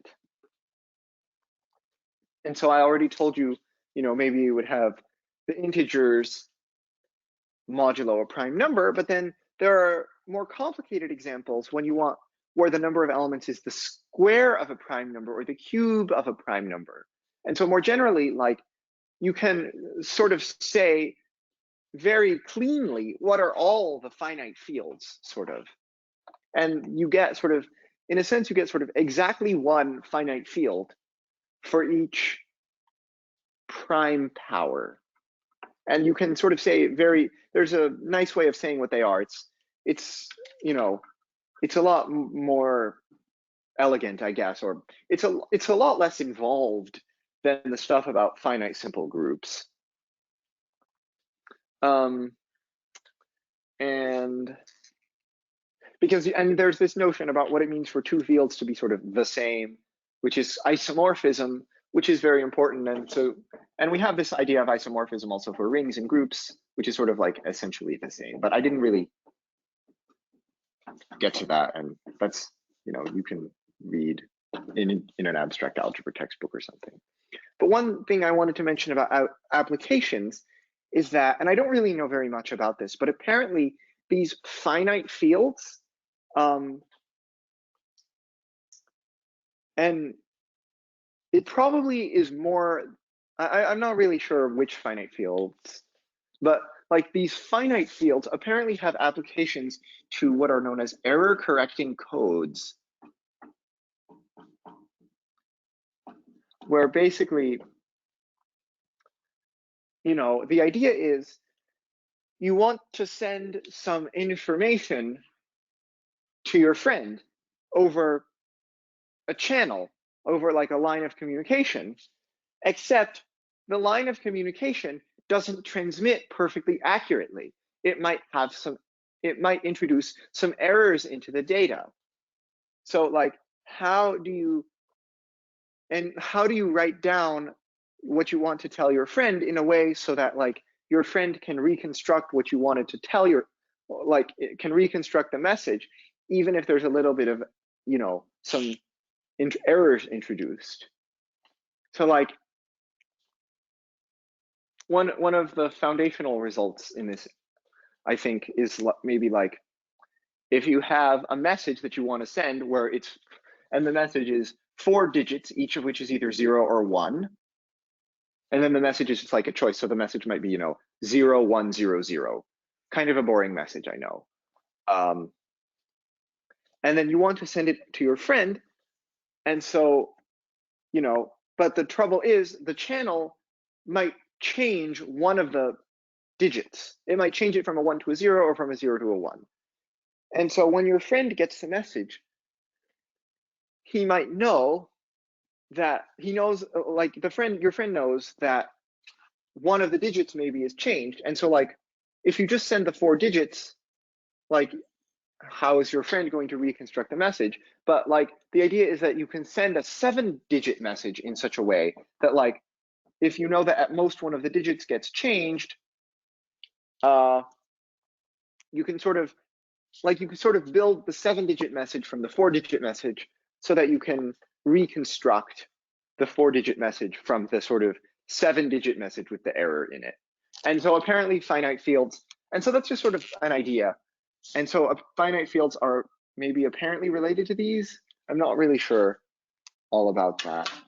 And I'm not sure how much it's involved, but apparently they maybe have some applications. And so I guess that that's my talk. So, you know, abstract algebra is interesting, and if you major in math in college, you will probably learn more about it. Not that you have to wait until then to read about it. You know, there are textbooks and whatnot, but, you know, here's sort of, this is sort of an introduction to something that you might need again later. And so maybe that's a bit of a change of pace from what you were expecting if you were just expecting some, you know, AMC 10 problem solutions or something. But, you know, hopefully it was interesting and not too hard. So anyway, that was something about abstract algebra. So I imagine there are probably questions.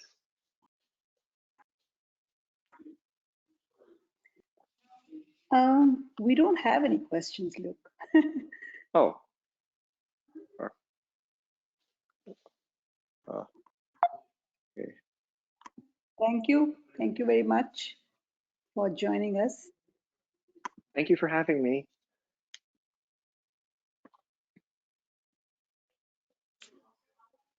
And so I hope that was somewhat enlightening to people. Yes, So thank you for very much having me. Introducing the group to new concepts and especially the youngsters to interesting aspects of math, like abstract algebra, which probably, you know, many of them will get to know in college. Yeah, definitely it's an abstract indeed. Luke is really higher level for us. Maybe I'll have to go through this recording few times to figure out what you're trying to explain it to us. But thank you very much for coming and then sharing your ideas with us. We are really thank you for having me. Looking forward for your, There is one question about your journey, about how your journey in math began.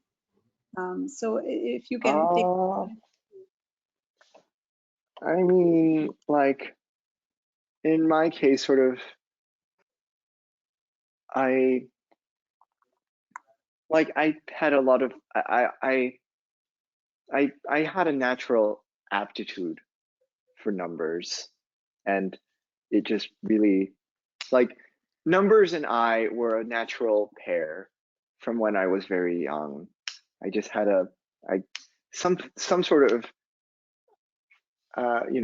innate number math idea. And so when I, as soon as I met the integers, they were my pals, and it came from there, and I, worked, and, obviously it took more learning. And this isn't to say that this isn't to say that this isn't to say that you need to start very young, plenty of, math can be, enjoyed, and you can have achievements for someone at any age. But in my case, it was definitely I got a pretty early start and learned from books. And also I was helped, one thing that was, when I was younger, I went a lot to, you might have heard in my bio that I'm the co-director of the Mid-Cities Math Circle, which is at a nearby university. And so I didn't start out as the co-director of the math circle. When I started out going there as an elementary school age student, I was just, a student, and it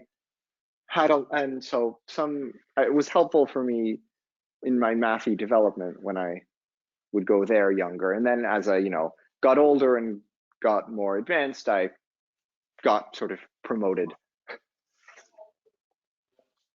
But yeah, so there was a lot of stuff along the way, and books and helpful people, and it's all sorts of books and help from outside sources, and a lot of it's a big story, but hopefully that gives some sort of answer to your question. Thank you.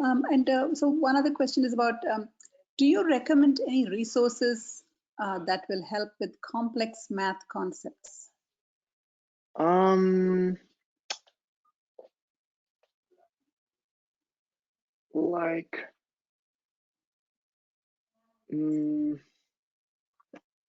Well, I mean, there are different levels of how complex math concepts there are. If it's difficult stuff on, math, well, I mean, but sort of there are a lot of similar principles that are the same, which is I mean, for math contests, a lot of, you can get stuff from AOP's books, and then just do some problems to learn more and find some good handouts, and maybe, some people it might help to, get a private tutor or take, or something, but that's not necessary. But, or if you want to learn some more advanced stuff, more like what I was talking about, maybe you want to unofficially audit a class at a college, or, read a textbook about this. But, either way, I mean, I guess this is sort of not very helpful advice. I don't know. I guess maybe it's a bit too vague just to say, go get a book and or learn from someone who already knows about it. But I mean, I guess that's not the best advice, sorry, but there are quite a lot of resources out there for various levels, I guess. I will give this one last question, and after this we won't take any more questions on this. How do you prepare for math counts in the AMCs 8, 10, and 12? Clearly, the student is a younger student, and obviously you've done very well in the competition math field. So I guess the child is looking for some some hints on how the preparation is best done. Yeah. So I would say that I mean, very much those contests do have a lot of new ideas, but at least at that level, a lot of the stuff that happens is not earth-shatteringly different. So a lot of stuff, if you just sort of understand, at a certain level, those problems are just for the most part just not hard. If you eventually, if you sort of understand, if you have enough of an understanding of if you really or I guess what I want to say is if what do I want to say? If you like so like if you just sort of really try to like really understand this stuff at a deep level, and if you're sort of, it maybe will help if you like are thinking of like, there's a quote that I've heard, which is that sort of like, you don't do a good job on anything you don't think about in the shower, is the quote. And sort of, I don't know if I would put it exactly like that, but like, it maybe is helpful if you're thinking about it just like a lot, like just, and so like, understanding deeply, and also like when you, so like, and obviously like for those contests, it does help to do problems, doing, but like when you do problems, doing, a bunch of practice problems, like you want to try to get something out of them. Like, don't just be like, oh, do the problems. Oh, I got these right, I missed those. Okay, do the next set. Oh, I got those, I missed those. No, like when you miss a problem, like you really want to actually like do some thinking about it, like, oh, how could I have gotten this right? Was it because it used some fact that I didn't know? Maybe I should learn that. Was it because I just I computed something wrong? Maybe I should, maybe, okay, I just need to be more careful. Is it because there was some clever idea that I hadn't seen? Well, like, how would I have come up with that? And you really want to get something out of it. And so, and this idea of like reflecting on problems you don't solve becomes even more relevant at like higher levels, especially if you get to like Olympiad level stuff, which is like, you really want to reflect on, if you're spending a long time on a problem, you really want to reflect on it, afterward. But yeah, I guess that maybe was a little bit veering off from the original question, but you should like, it's good to think of, so like, just, you really want to, I guess that's an answer or something. Yeah, no, thank you. Thank you very much. Especially the piece about analyzing your errors is a very useful and practical advice. So, well, thank you very much, Luke. And also I would like to extend my thanks to all the panelists, Suyash, Ram, and Vivek, and to all the audience members. So thank you very much. I would like to then close this session. Once again, thank you to all the panelists and to our guest speaker, Luke.